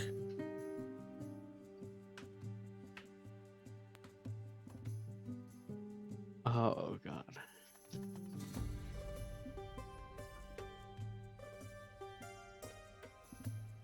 When Anything the else? Oh yeah, go ahead. I was just gonna say, because I feel like the 10 minutes are like, once those start to exhaust, I'm going to do my best to maybe like cause paranoia and just like slowly move the moat closer and closer to his face, try and make him feel like he's being watched. And then the spell will just end. Nice.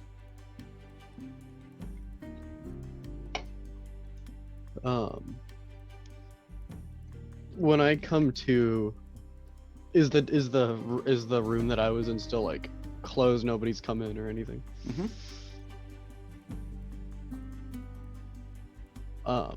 In that case, I'll walk out. I'll stop by Joseph's one more time and like thank him again before heading out and going to Fang's, because I would assume that's where everyone else was or would be at this time.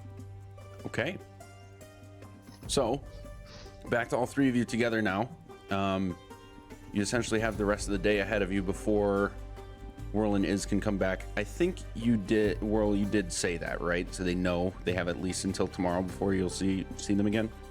I was under the impression we might still go to Neverwinter if Iz wants to, but yeah, best case scenario, it would be at least tomorrow, if not 2 days. Okay. Because I can only teleport once a day. Got it. So Whirl and Iz, sorry, there's a lot of day left for these three. So let's go through what else you guys want to do who are still in Red Larch for the rest of this day. I'm going to say it's about midday at this point.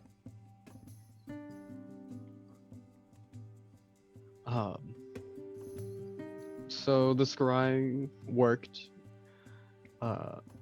It looks like Yolantha is being held on the other side of the rift, and whoever the kidnapper is trying to figure out how to attune to her robes and the staff.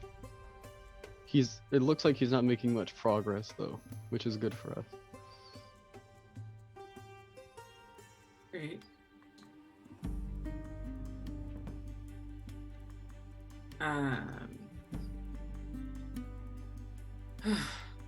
All right. Well, does she look?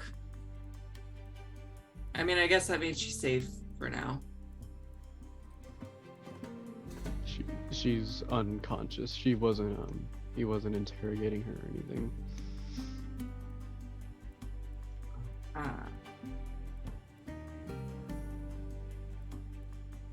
So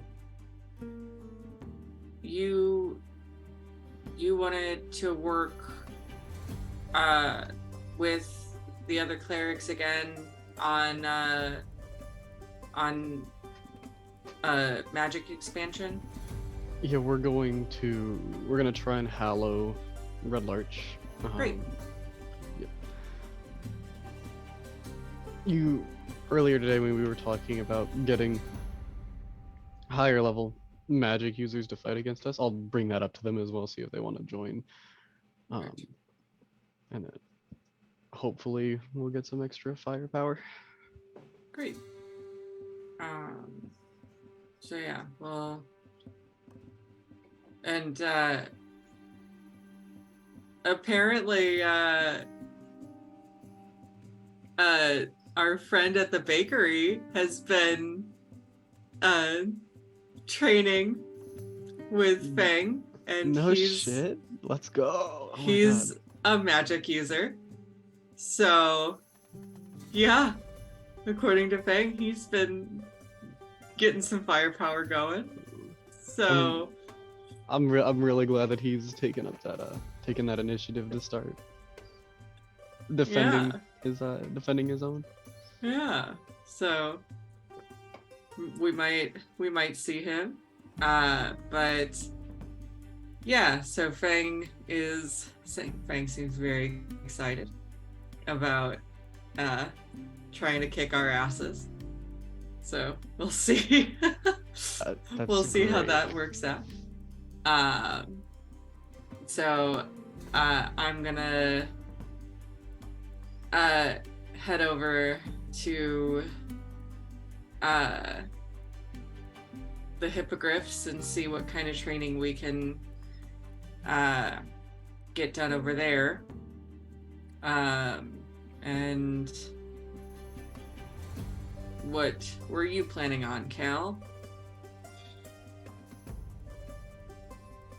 Meditation and training. This is going to be a difficult battle in more ways than one. Great.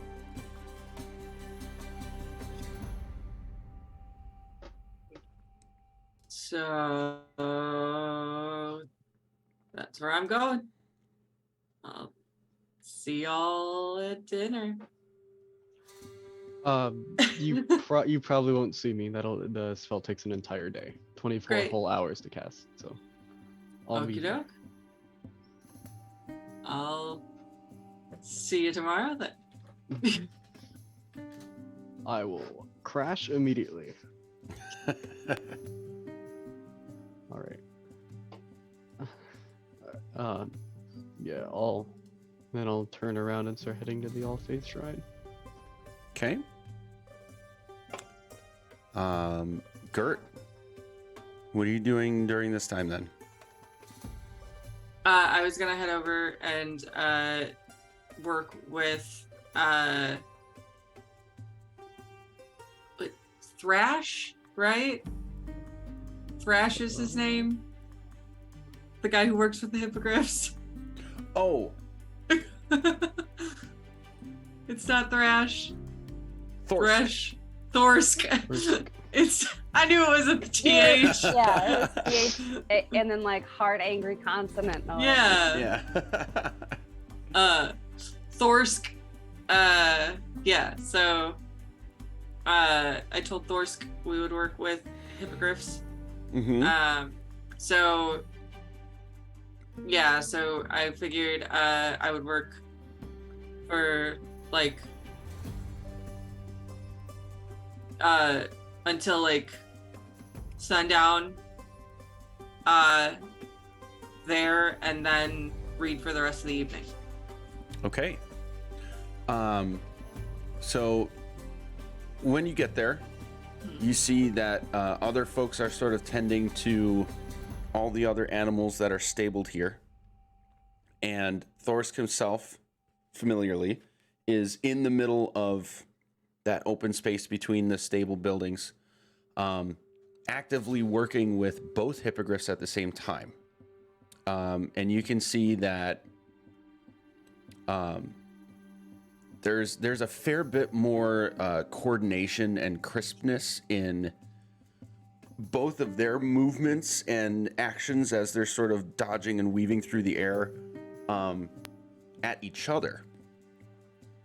And Thorsk on the ground sort of watching, and every once in a while giving like a quick hand gesture or a wave as if he's giving them visual commands.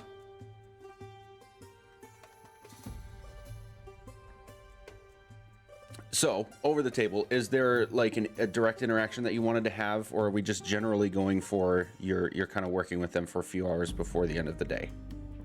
Yeah, I think it's just generally working with the end goal of what we had discussed previously of like Evasive maneuvers, right? evasive maneuvers and or maneuvers where like I can tell them to grab someone from places and bring them other places. Okay. Excellent. So he's going to show you a couple of basically hand signals.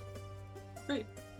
That start to help out with a few of those things and indicate to you that some more training is needed, but they are well on their way. And then it sounds like we're hitting end of the day. So, last thing for you, Gert, is that there's going to be the rate at which this book is filling itself is extremely fast now. There's no way it's at the pace of like as if somebody was handwriting in front of you anymore. Nobody can write this fast. Sure. You get through to a point where it just stops. And as you flip a few pages, nothing else fills in. And to this point, everything else that's been written in. Whoops. Of course, I closed the window I needed to have right now. Everything else that's been filled in has been information about other races of beings. And it's covering dwarves and Duergar, Gith, halflings and gnomes, and just like stuff about them and their cultures a bit and their systems of government a little bit. And all of it is, it's like a plethora of information. And at the end of the day, none of it is useful to you or the tasks at hand anymore. Much more of what would be useful to you was toward the beginning and middle. But you flip a few more pages that remain blank, and at the end, you get a sort of bestiary. And there are a few entries on abyssal beings, devils. Wait, let me double check that.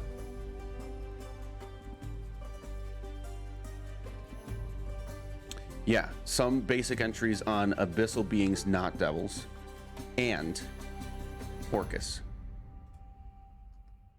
So, I am going to give you, after our next break, some information on Orcus himself as it's written in Mordenkainen's tome that you would understand in game.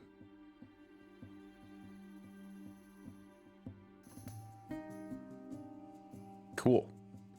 So we're wrapping up this day. Anything last minute for any of all five of you before we do overnight?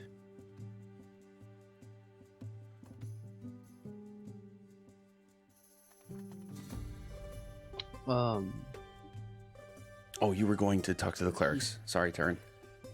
Oh no, I thought we were just gonna assume that this stuff happened. But yeah, I can run through that too. Okay. Yeah, let's do that quick. Or not quick. Don't feel rushed.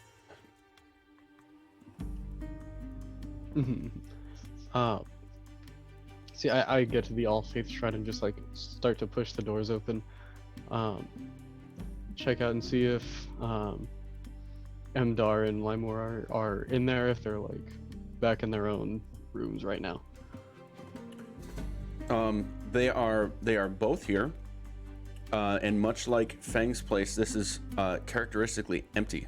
Uncharacteristically empty. Save for the two of them. And they're both at they've put a sort of like makeshift desk-like setup at the front, where they've got some books and some trinkets and maybe like a banner or two sort of laid out, and they're both just like talking to each other a little bit and paging through some books that they have. Hello, good morning, good afternoon, whatever time it is. Hi. Hello. Is it time already? Yeah, we should get to it if we want to get some rest tomorrow. Okay.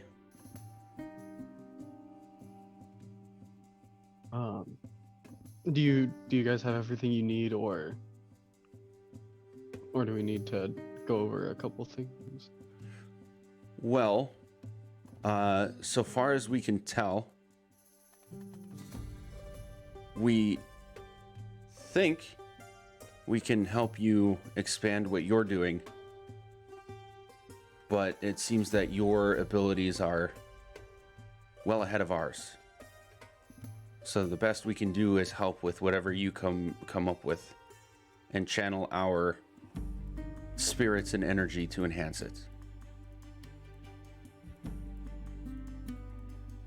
If you two are able to put everything you have right now into it, I will also put everything I have and pick up any slack that might get dropped along the way.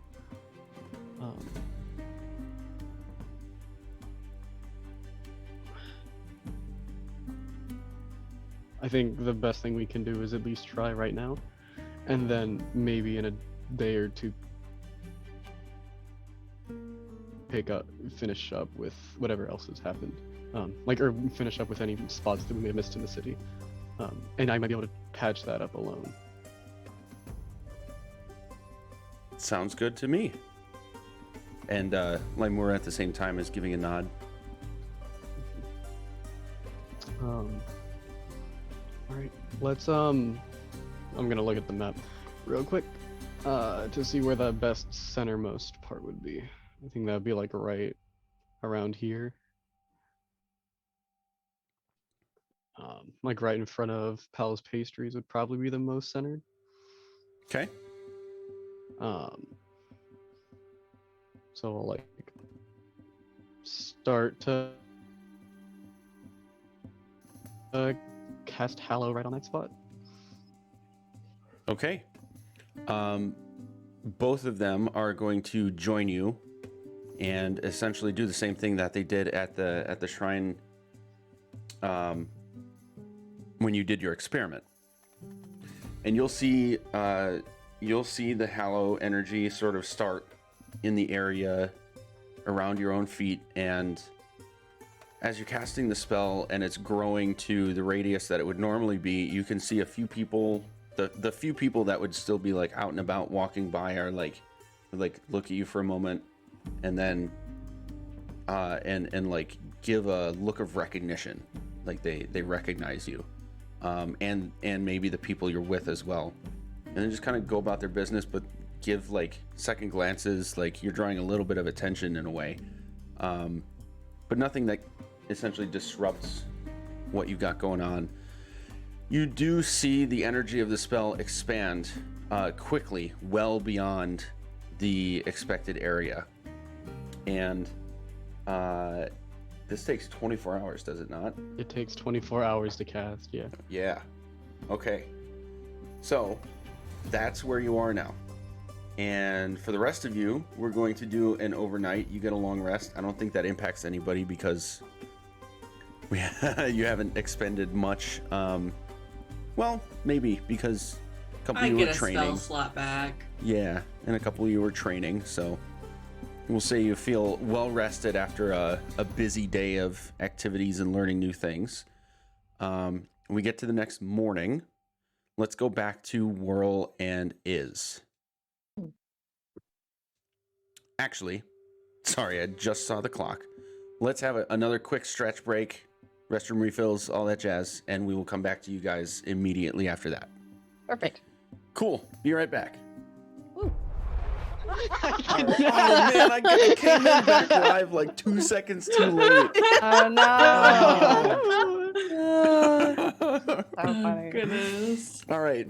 Well, to poorly repeat something of the effect of what you just said, we're back to fix the thing that we kind of started. Yeah. Whoops. Oh Uh-oh. man. Okay. Oh, stinky. Accurate. Okay, Yeah. so a couple updates. Sam, I sent you some updates in Discord. Everybody can see it, but it is aimed for Gert as the person who read the tome. And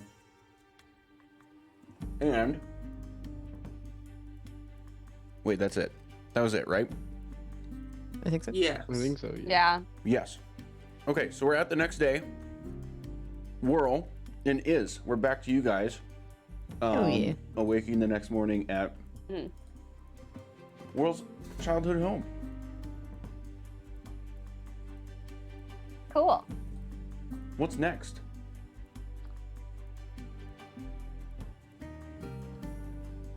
Silvery Moon? Yeah. Great. So, caveat, I've never been there. So I don't know. Cool. Hang on. I have a thought. Okay. If you could describe and or think of a place where we could go and then maybe use the magic paper that just like writes down your feelings and I could at least like visualize an Okay. area. Sure. Yeah. You just need like an anchor point, right? Yeah. Okay. Maybe also if you have something from there that could additionally also be useful to focus at. I'm gonna just throw everything at it because I don't know. Yeah. Great. Okay.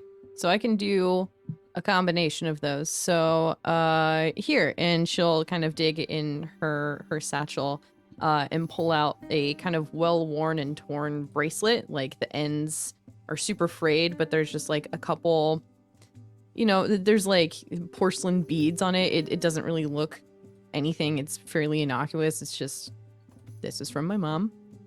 I can't wear it anymore, otherwise it will fray into non-existence. But this is from her.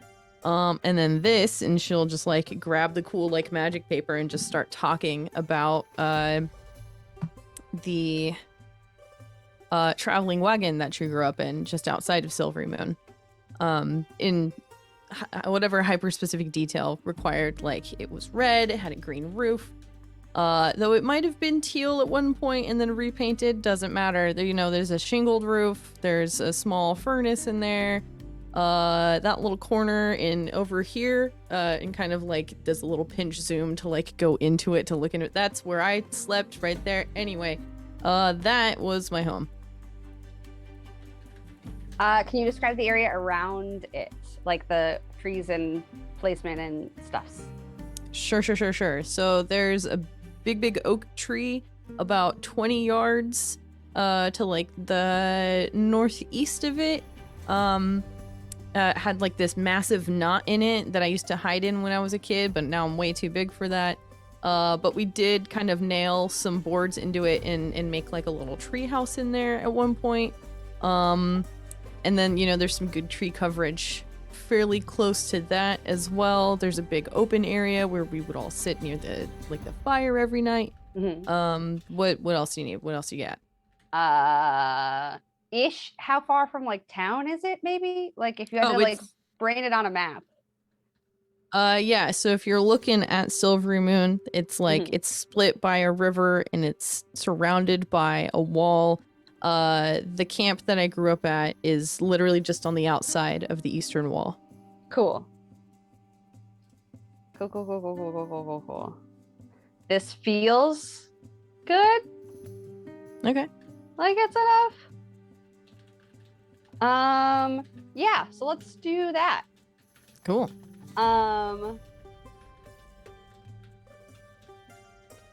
Great. So Whirl is going to like focus on all of that information and like how the super paper describes that area as well, and the zooming in and the zooming out, and I'm going to focus on remembering what your mom looks like because you looked like her once. Yes.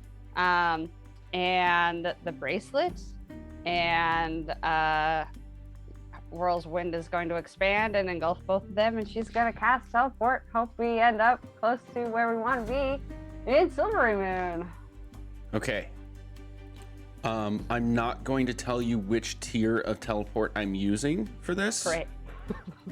But I am modifying it in your favor because this is a very creative way to try to make it happen. So, So roll that D100. oh, I'm rolling it? Cool. Yeah. Cool. There's no way that a bardic inspiration could help this. Is there? Because I think it's only on like ability things, so I guess Yeah, not. this is a chance thing that Alright. is out of it's a different thing. Cool. I'm lending you my divine intervention Yeah. luck on Big money, no whammies. Big money, no whammies. That's pretty good. That's not bad. You know? Okay. I don't know where you needed to fall in that range, but I don't know either. Kind of right in the middle, It's so it's over half, which is cool. hell yeah. Oh no. Okay. Okay. So you teleport. Poof. And appear in a place that Whirl to you looks very different from the drawing. Uh-oh. Shit. Is you recognize the place. You are in Silvery Moon, just not quite at your house. Okay. Whirl's having an oh shit moment. Okay. This doesn't look. Is this right? Are we close? Does this look at all familiar to you? Yeah. No, this isn't like home, but it's Silver Moon, so Okay. just like a few degrees off, I guess. But yeah, Great. no, Incredible. yeah, we're here. Dope. I just wanted to make sure you weren't on like the other side of not here. So Mhm. that's cool. Great. Where'd you? We needed to research things, right? There's a massive library here that we can use. Yes, we were going to Silvery research Moon- things. Sorry, go ahead. That's all. And then meet your family. Yeah. Whatever Damn. you want to do first. Well, considering we're here for a job, let's knock that out and leave the rest of the day to exploring and family time. Okay. Okay. Great. They don't like me here. Hang on. And she'll go and walk behind a tree, and pass out of view and then appear on the other side of the tree and look like some fairly innocuous human woman. Love it. Nice. Are they like pro? Are they? And is anyone gonna have feelings about this, or No. are you just hiding your spooky ass face? It's just a history sort of a thing. Cool. Yeah. Dope. Yeah. And your clothes changed too because of your armor. Mm-hmm. Heck yeah. Tight. I will follow you. All right. Here we go. Okay, so is Mhm. you are familiar with the conclave of Silvery Moon, Yes. which involves the Arkan's Invocatorium is the big, well-known magic college. I can send you these names as well. House of the Harp and Utrum's music conservatory would be like a combination of like music performance halls and magic schools, like basically Bard College. The Map House and Everdusk Hall. Everdusk Hall being more of a temple, so cleric territory, and the Map House being also known as the Herald's House, as a main library and repository for like cartography. So you've got the bases covered with Silvery Moon. Let me type these names up for you.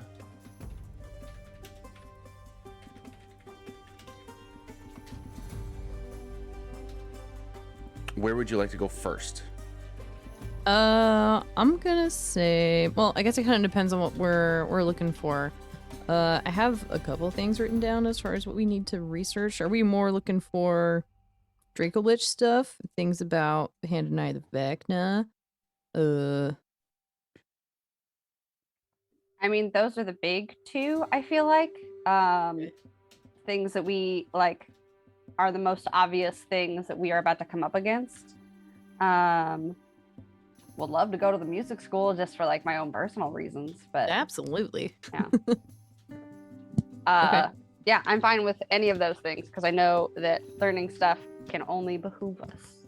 Okay. Let's go to, what is it? The Arkham's Invocatorium, the magical study sort of specific location in the conclave.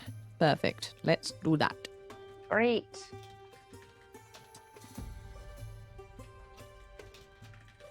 Almost done typing these up, sorry. Oh, you're good.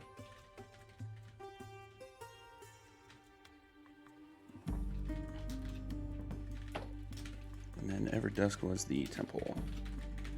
Okay, there you go. I almost spelled these words right. Excellent. You said to Arkans first, correct? Yes. Yes. This is me absorbing a lot of information real time so that we can use You're good. it. You're doing fantastically. Okay.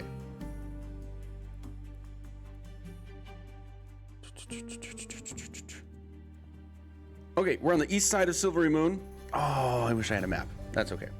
We're on the east side of Silvery Moon and in a space that almost looks like it was kind of fortified at one point by stone walls, some of which have been partially broken down.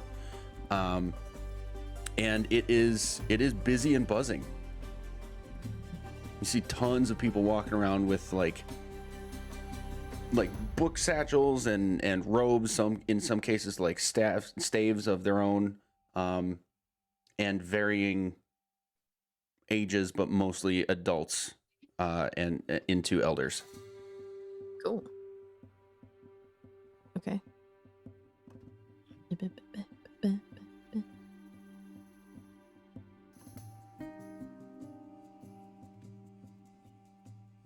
Sorry, I just downloaded a thing. Where did it go? You're good.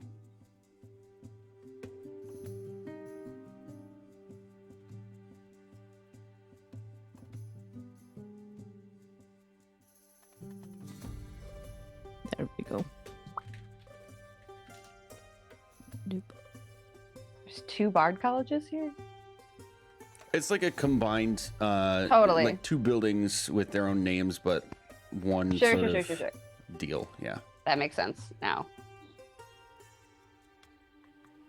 Here's a map of Silvery Moon. Cool. There's a river in it. Yeah.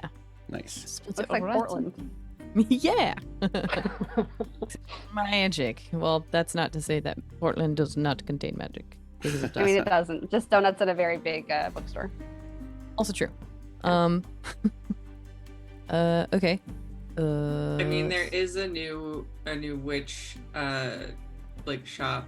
There's an actual like witch shop there now. Oh, that's dope. That's I mean, sick. there's like, it's Portland. I'm sure there's a couple. Yeah. My sister's partner just bought her like a bunch of stuff from there. That's for nice. Christmas, so yeah. This is extremely good. It's- Okay, remind me. Sorry, we just walked in. Did we see people we could talk to? Places like perhaps a directory or something for self-service. I don't know how this place operates. Never been in here. Yeah. So when you walk in the sort of main entrance, you'll see an opening that immediately branches off from like the large open area into several hallways. But yes, there is a sort of stand with a map on a sort of pedestal.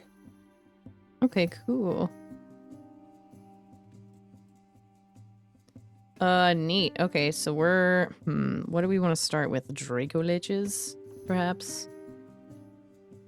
Sure, just general necromancy, and then like maybe dead hands. Cool. Okay. Yeah. Let's look for the The good dead hand old section.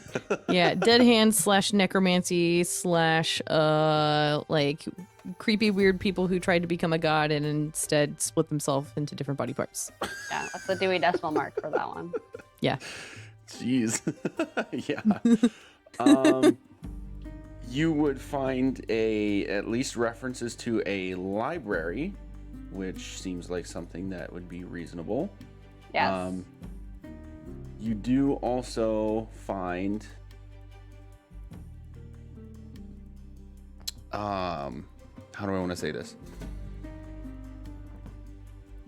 Essentially like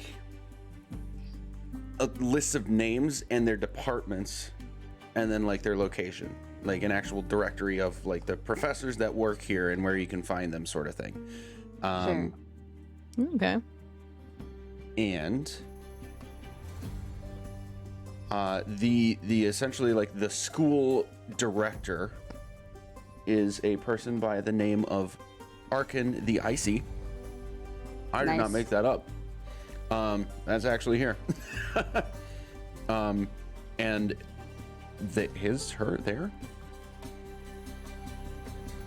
his office can be found just down a nearby hallway.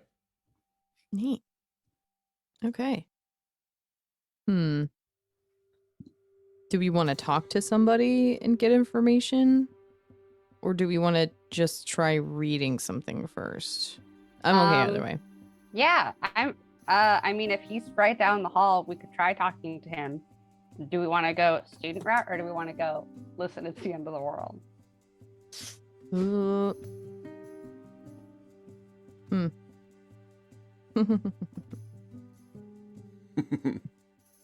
Because we have ties to the academy. Like, nothing we say is incorrect. That's true. I'm That's better telling true. the truth than lying. Yeah, I'm a big fan of that. Okay, yeah. Let's just say that we have ties with the academy out in... Waterdeep. Thank you. Got I was you. like, I know this name. It is embedded in my brain, and yet it was just buried in sand. Yeah. Great. I mean, yeah, even if we just have to use that as a leveraging point and reiterate shit's going down and we need information as quickly as possible, might not be taken seriously, but at least if we throw the name of the academy out there, then Right. hopefully that's enough. Fair. Let's try that. Okay. It's gonna totally go great. Go us. And I'm gonna give you a bardic inspiration just in case. Fantastic. Now, Right. do we want to talk to the school director, or do we want to look for someone within the directory that would probably know something about these things? I feel like I would trust someone who has hyper-focused their life study on something versus just Totally. administrative person. Yeah, maybe there's a like necromantic professor. Yeah? Because that seems like everything seems to be around the necromancy like realm of magic more so than anything else we're doing. Correct. So yeah. Is there a head necromancy professor? There should be. I'm frantically trying to No, find you're one. totally fine. His name could be like Jeb Fronthand for all I care. Like Right. Senor Silvery Moon, like, what do you... Yeah. Literally anything. We'll take it as 100% correct. I pose. We're going this route.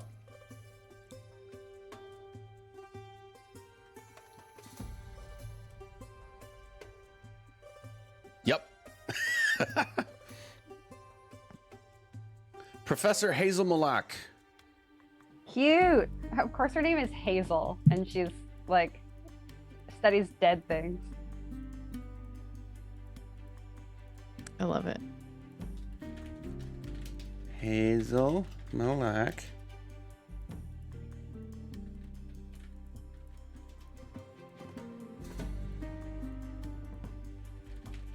At, what was the college name again? Arkansas. Dope. Tight, let's go there. Let's. Got it.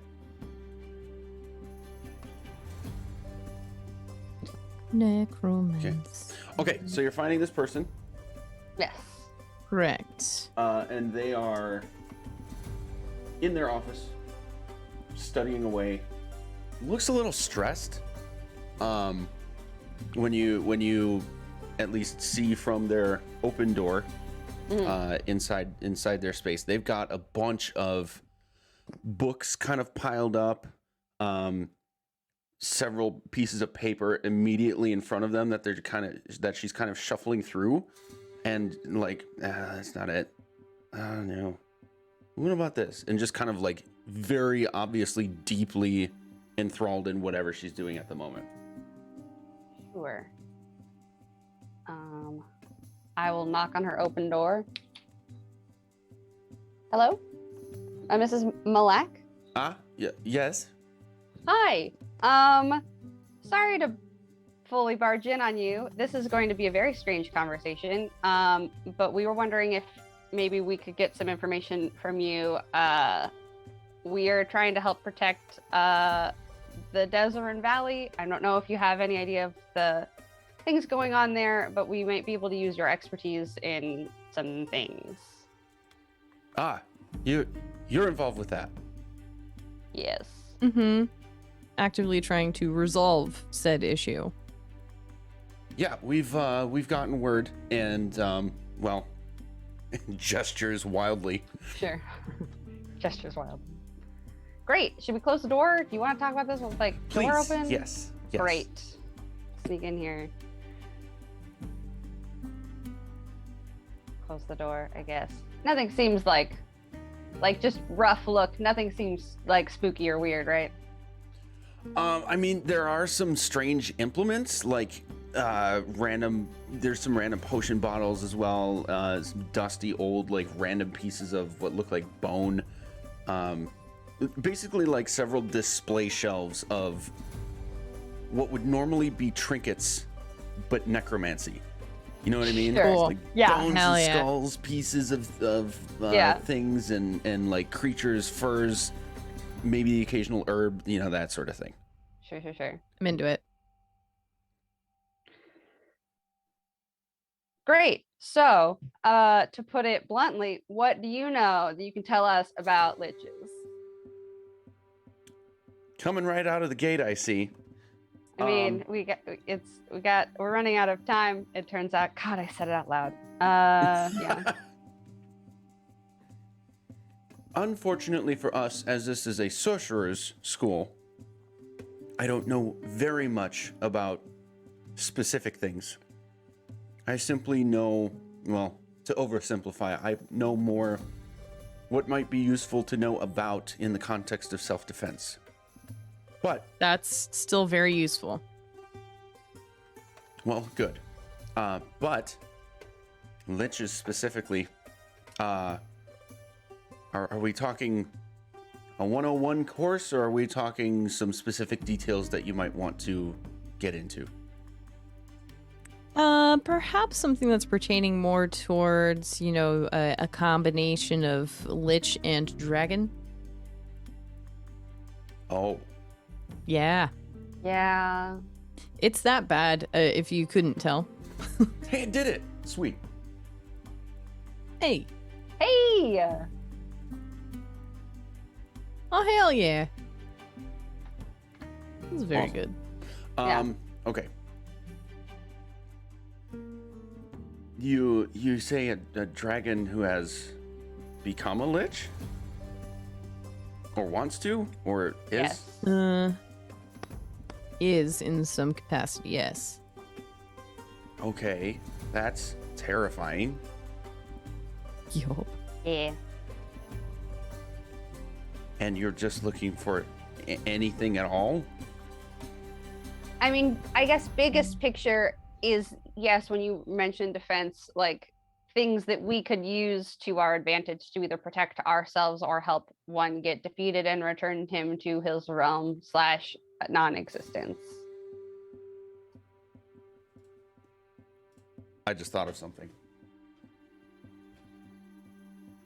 Something's happening. Ooh. I'm excited One and of scared. those old edition. This is so fitting. well, This is so very Very fitting, exciting. and I'm very excited now. She's going to do exactly what I just did. Turn and go look at one of her bookshelves and kind of like, for a minute, and pull a very thin book off of it, but it, you can tell it's rather colorful. It's pretty old and worn, but still has a sort of bright look to it.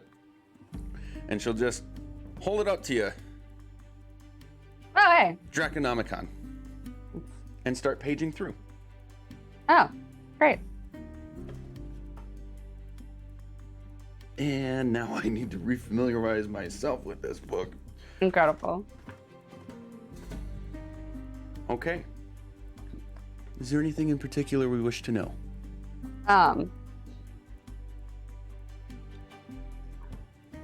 How? So what did we figure out last night? We didn't. Did we figure things out? Did we figure things out 2 nights ago about the dragon and his stone in his chest?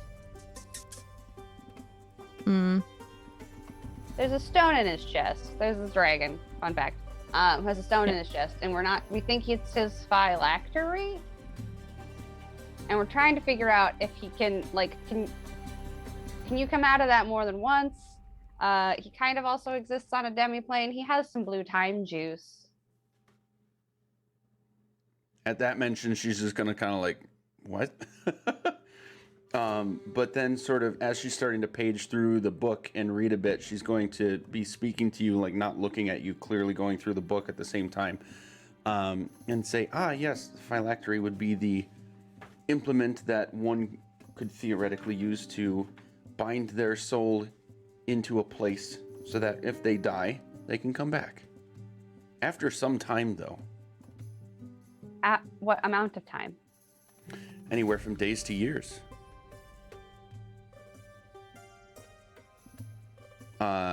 Logan, if you wanted to say something, you were muted. I'm thinking out loud to myself, so it's not like. Got it.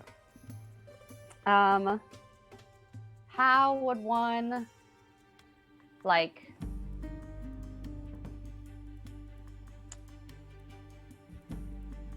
I know what information I want, I think, but I don't know how to get to it. I don't know what else to ask other than like, how do we stop it? Can you destroy a phylactery? Can a phylactery be a whole plane?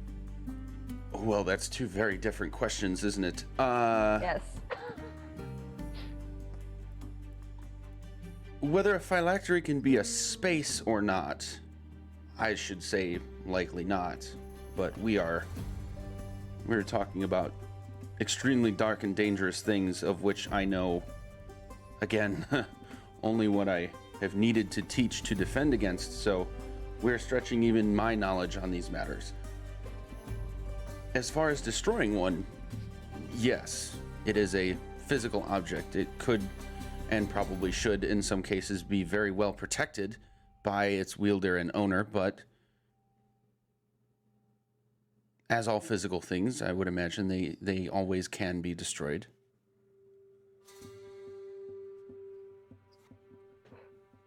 Okay, from like a magic standpoint, is there a certain type of magic that might be better at destroying a phylactery than others? I would imagine that may not matter as much as making sure you dispel or dissipate anything protecting it physically or magically in the first place.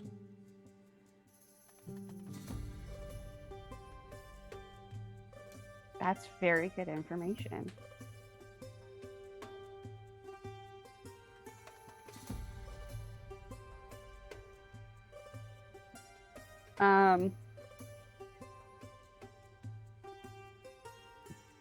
Any other dragon questions that we can think of, or do we move on to the other stuff?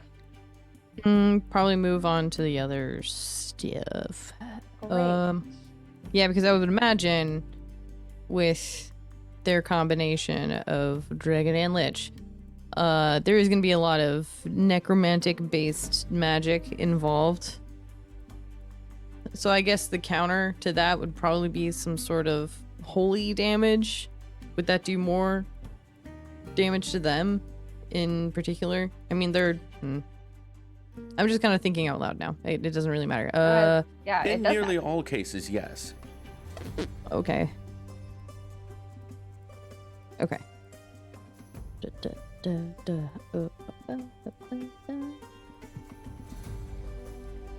Yeah, that's all I got on that. I guess we can move on to the next thing. Sure.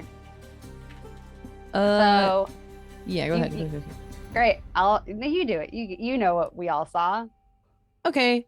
Are you at all familiar with Vecna and their penchant for removing body parts and turning them into certain magical things like an eye or a hand, perhaps? So I do want to check one thing. Yes. Do the characters know the name Vecna? Oh, do we? I want to say someone told us about it because we started asking about the hand in the eye specifically, and I feel like we were told. Yes, at the I do other remember school. a name drop. Yes. Yes. Okay. Got it. Okay, just needed to make sure. Right. Absolutely. She's going to like completely stop and close the book and look at you like, this is way worse than anything I could have thought of, isn't it? Hell It's really yeah. bad. It's really bad. And we have pulls out invisible pocket watch. About 5.5 days left to get all of this straight before certain doom. Well, like before we like venture deeper into an ability to fight certain doom. Right now, like the doom is being like held in stasis. Right, like, Correct. stasis doom, and after 5 days, that stasis no longer becomes static. Yep. And then doom. Yeah, and then doom. Absolutely. The lore and history of Vecna is extremely thin in this world. That being because he is precisely not of this world. But I am aware that he is one of very few extremely powerful humans who's decided that he must in some way or another live on indefinitely. Legend has it that his hand and eye were relieved from him after one grand encounter with a foe. But they were so imbued with his malice and magic that they, frankly, travel the multiverse and appear in places they do not belong. And one could use one, the other, or both to greatly enhance their magical abilities and sometimes physical.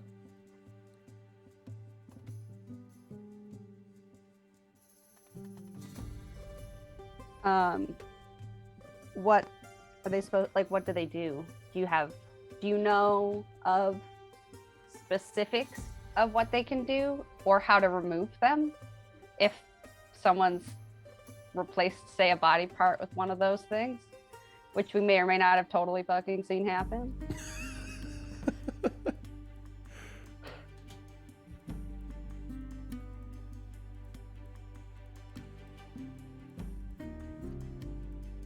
This is about as deep as my knowledge of such matters goes. But it's my understanding that the hand directly corresponds to enhancement of strength. The eye directly corresponds to the enhancement of magical capability. And both give the wielder extra abilities directly from Vecna himself. Details of which I would not be privy to. However, I think the most useful piece of information I can give you is that if either is removed, the user will perish. Okay.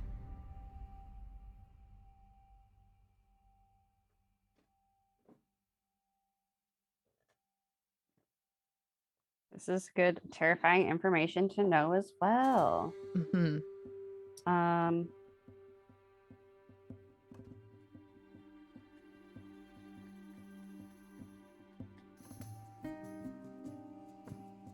I'm racking my brain for what else to ask. How would you suggest, hypothetically, sorcerer here is a thing that you are and or do. You say that you train students and teach to protect against things like this. How should we do that? Are either of you sorcerers? No. No. Then I'm afraid the best I have for you is information. And Okay. ideally, you could find functional updates elsewhere. Necromancy at its core is what I like to describe as a use of negative energy. It pulls on the weave in order to take life force from life. Wither plants, grow people older, or take their vitality. And Is other this- such I mean, ways. they're nodding like, yep, sure. News to me. Yep.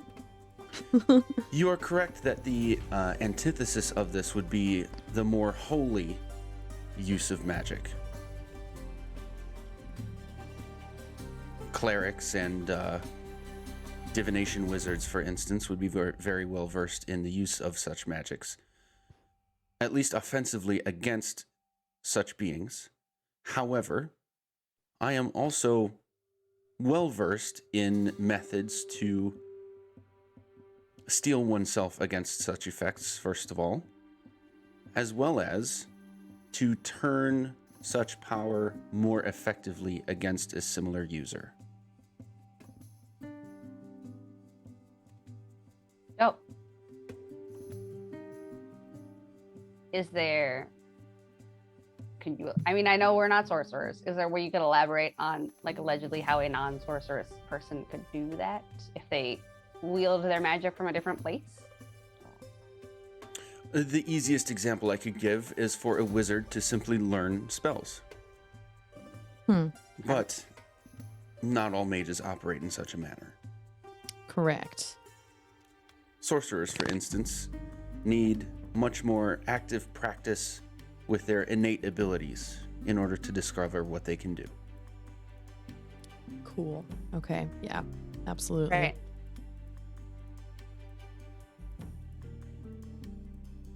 Okay.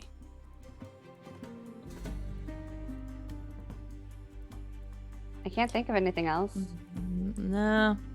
Not really. You wouldn't by chance have anything like magical and cool in here that you would want to let us like borrow for like a hot minute? Unfortunately, the few implements that I do have at my disposal are being used by either myself or my associates to aid directly in the conflict in the Desrin Valley soon. Sure. Okay. No, that's great. Yep. Yeah. That's as intended. Thank you. Thank you very much. Might you know anyone else we should talk to? Here. That's not already at the Desert Valley. Regarding the matters that you've asked me about, no, I would be your best direct resource. Okay. Neat. Neat. So, I'm realizing now that I'm at an extreme disadvantage against this particular type of enemy. Why is that?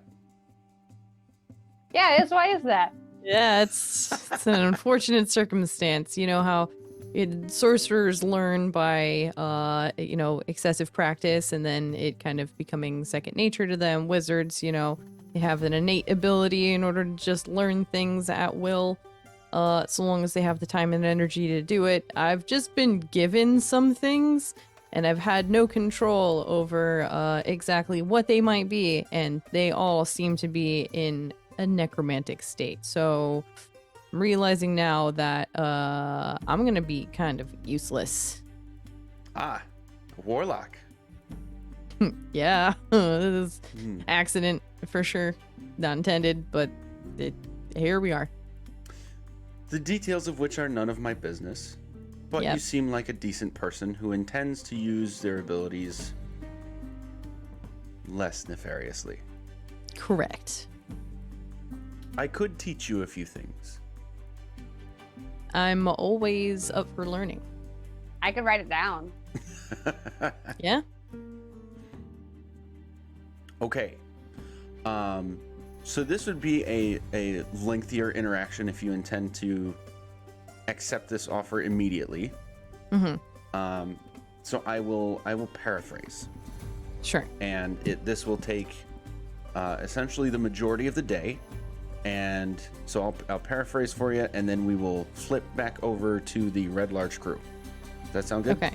Uh-huh. Awesome. Quickly, Whirl, if you want to go explore the Bard College and stuff, I'll probably be busy here for a little bit. Fair. So you I are might. welcome to explore at your leisure. We can meet back up outside the wall in... Hey, Hazel, how long do you think this is going to take? It's a good question. The information will be quick. The practice will take several hours. Okay, that's fine. Yeah, I'll go How fuck about... around. Yeah. I'll meet you there at, dusk. Great. Cool. Okay. Have fun. I will. So for the information is essentially learning what your thoughts and what your body feels like when you use necromantic energy at all is so like a sort of self-reflective, what does this feel like to me when I'm using it sort of thing. She's helping you get really in tune with that. Okay.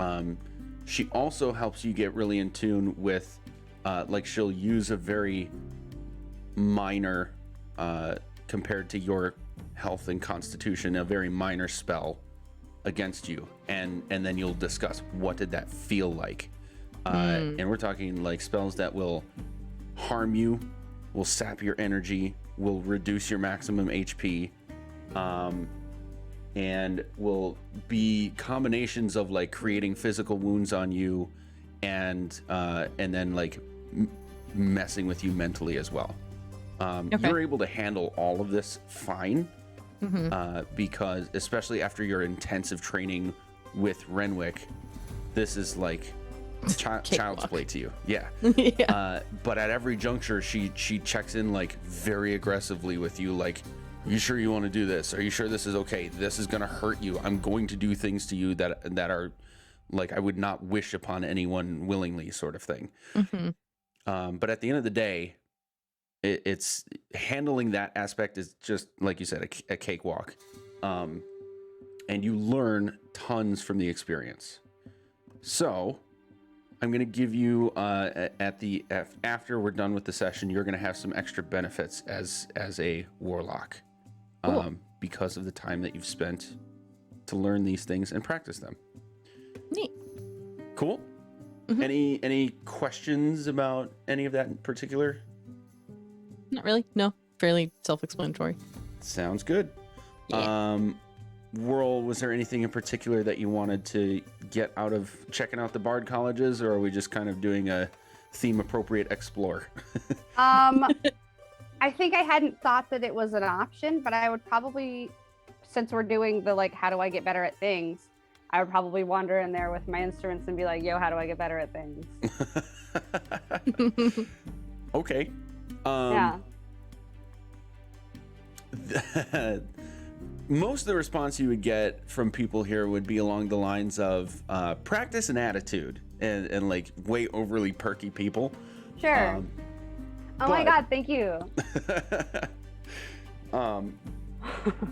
But you will meet at least one or two people who would take more time to like talk with you and maybe even like have a little jam session, and work with you on how you can focus your abilities a little bit more.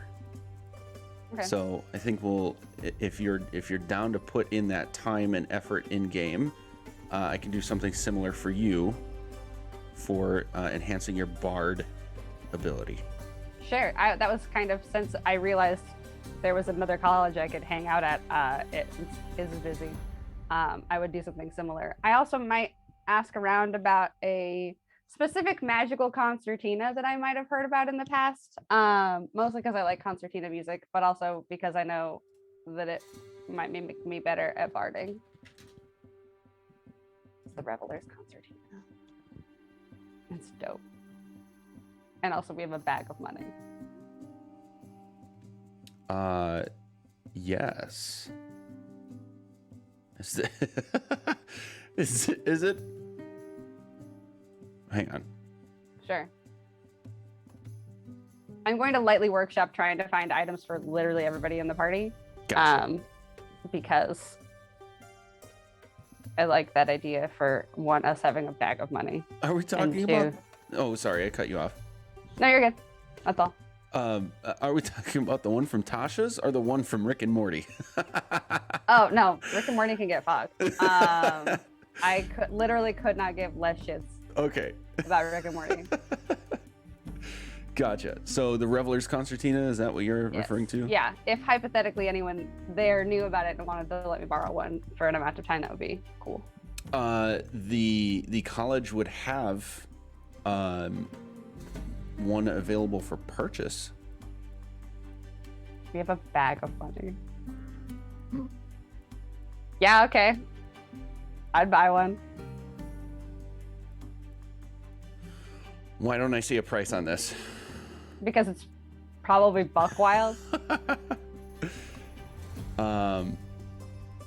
Let's do this. Okay, I'm gonna write down in our Discord things that I owe you all. Great.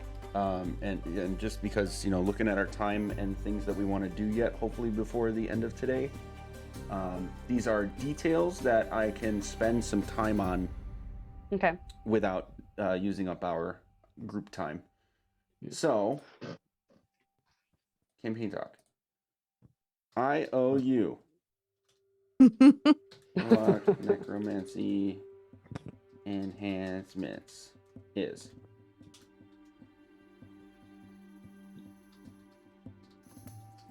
Bard ability magic enhancement from items. practice. Sorry, yeah, go ahead. I was just gonna say magic items individually don't have prices because the DM's guide prices them by rarity instead. So Mm. That would be why. Okay. it's a very scuffed system. Yeah. Price of. I do have- Of course, I closed the page. What was the item called again? Reveler's Concertina.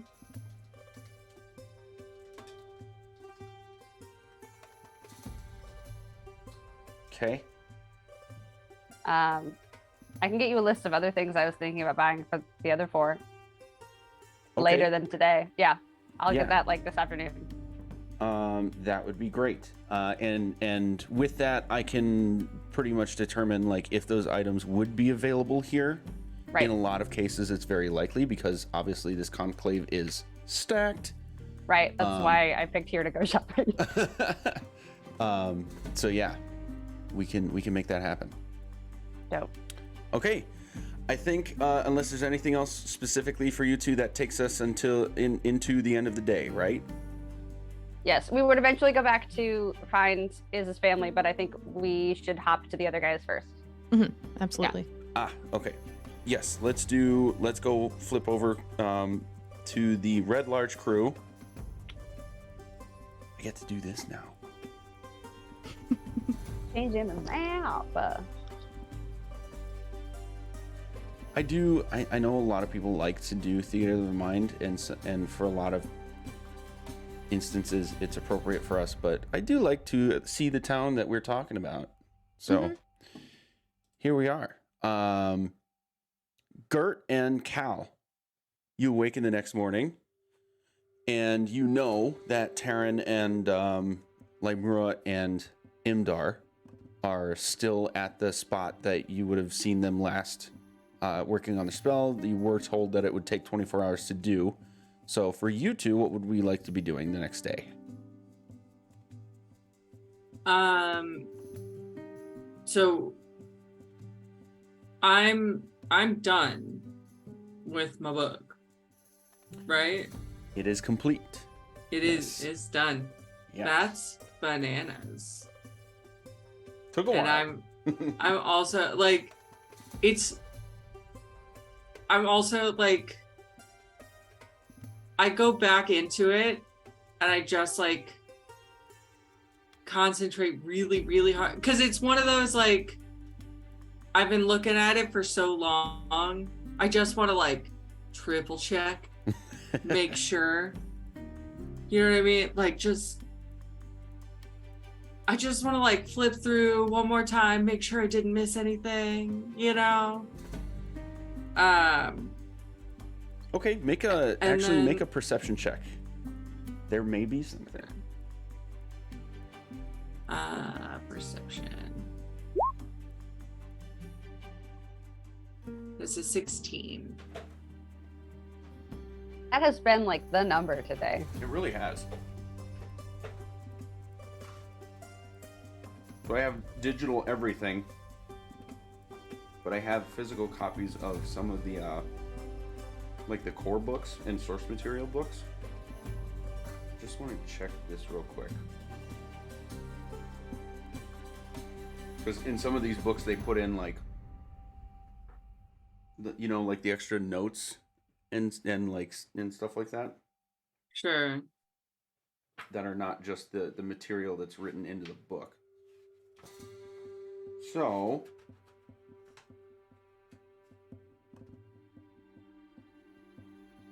okay. 16. You notice that about halfway through, the handwriting changes. You didn't quite catch it in the moment. Sorry, I should be right here. You didn't quite catch it in the moment, but going back through, you see it. And at the very end, the final pages of the book, the final page of the book, there will be a really intricate, ornate signature, clearly written as Mordenkainen. This is in contrast to the note you saw at the beginning of the book that states very clearly that this was penned by Bigby. Yeah.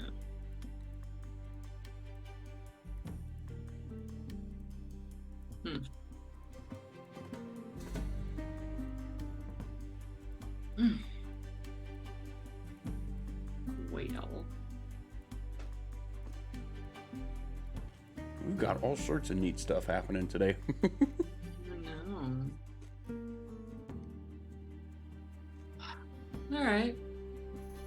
Well, I guess then my day is gonna be spent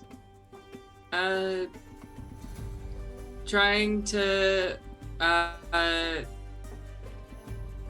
work with my new armor and like work with my new armor with the hippogriffs. Okay. I'm like essentially doing some strength training with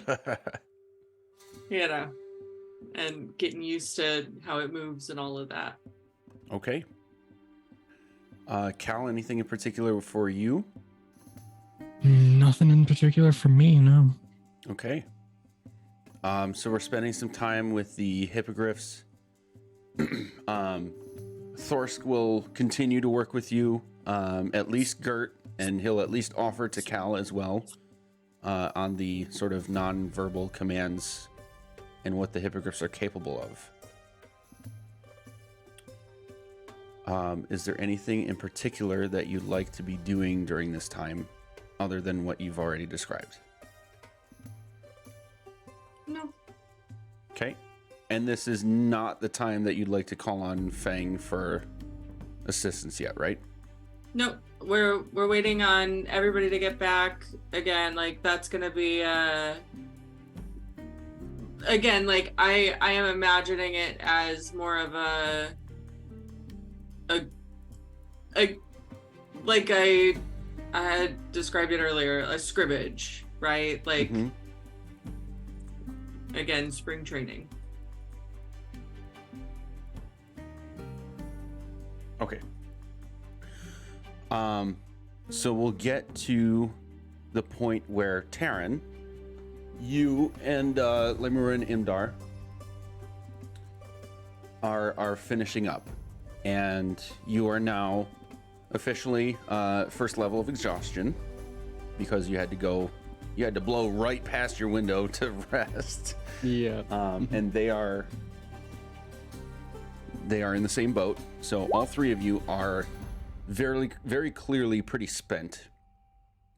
But you were able to both see and feel the effects of your spell, greatly enhanced by how Lemur and Imdar were able to channel their, sorry. I got rumblies. Were able to help you. You are confident that you were able to successfully hallow all of Red Larch. What is the extra effect you wanted to put on? I'm going to use the extra effect Fear. And the spell also says that I can designate a certain, I can designate who is affected by that second part. So if possible, I would like to designate anybody who intends to harm the well-being of Red Larch or its citizens. Would have to make the wisdom or the charisma saving throw, or be affected by fear. Okay, and you're specifying anyone that intends harm to the people here, right? Yep. Perfect. I'm trying to shore up my notes on everything, so I'm writing this down quick.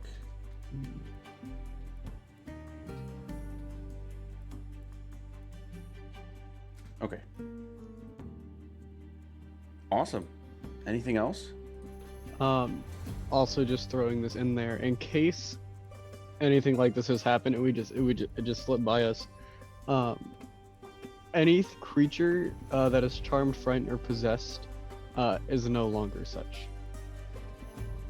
So anyone within the town that may have been suffering from one of those effects.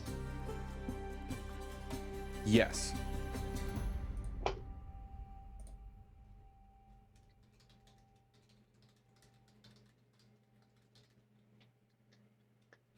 And then everything else is just the Fae, Fiends, Celestials, Elementals, and Undead aren't allowed in the city. Like, physically cannot get in. Yeah. Okay, I will use this as prep before next session. I've specifically written down for myself to reread Hallow in full and see if anyone in the town will be affected by the spell being completed. Specifically, at least the charmed, frightened, possessed bit. Okay.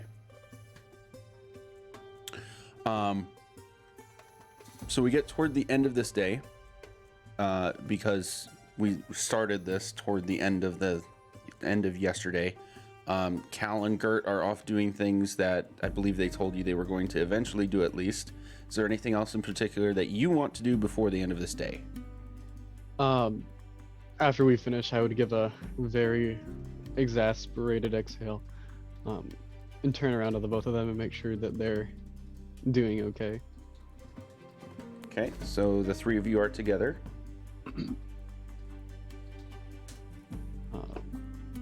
And then I would walk with them back to the All Faith Shrine and make sure that and like start helping, attending to anyone who might have come in seeking anything. Okay. There is again no one here. You do notice that the town overall is thinner in its occupancy overall, and activity is like way down compared to normal, which is not a surprise given everything that's been happening and that everybody knows is happening. So there's no one else here at the shrine specifically. Then lastly, I think I would ask the pair of them while they're still up and awake. Do you mind if tomorrow I come by and brush up on some reading? I feel like I've fallen behind on the studies that involve being a cleric. Of course, anything you need and that we can help with. Thank you very much. I hope both of you get a long night's rest. You both deserve it. I greatly appreciate what you've done here. We must say the same to you, of course. Also, if you're up to it, I believe whenever Whirl and Iz get back, we'll be doing a scrimmage up by the stables with Feng and some other eager warriors who want to better themselves. And if you want to brush up more on your combat training, I would highly suggest you come check it out with us.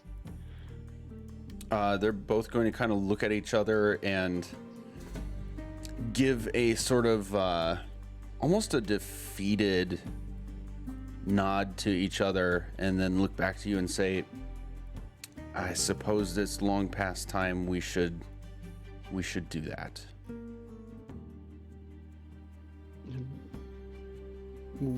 We'll make sure that everyone who participates gets benefited in one way or another. Of course. Thank you. Have a good night. And then I'll slowly walk out and head towards the swinging sword. Okay. Excellent. So, given our time and what's next, I think this is a good spot for us to call it a day. And we can begin our next session with Iz and Whirl going to Iz's home. Excellent. We are well on our way with doing all the things that we just talked about doing. Awesome. Yeah, so that's going to be a wrap for us. Say goodbye, everybody. Goodbye, everybody. I did it.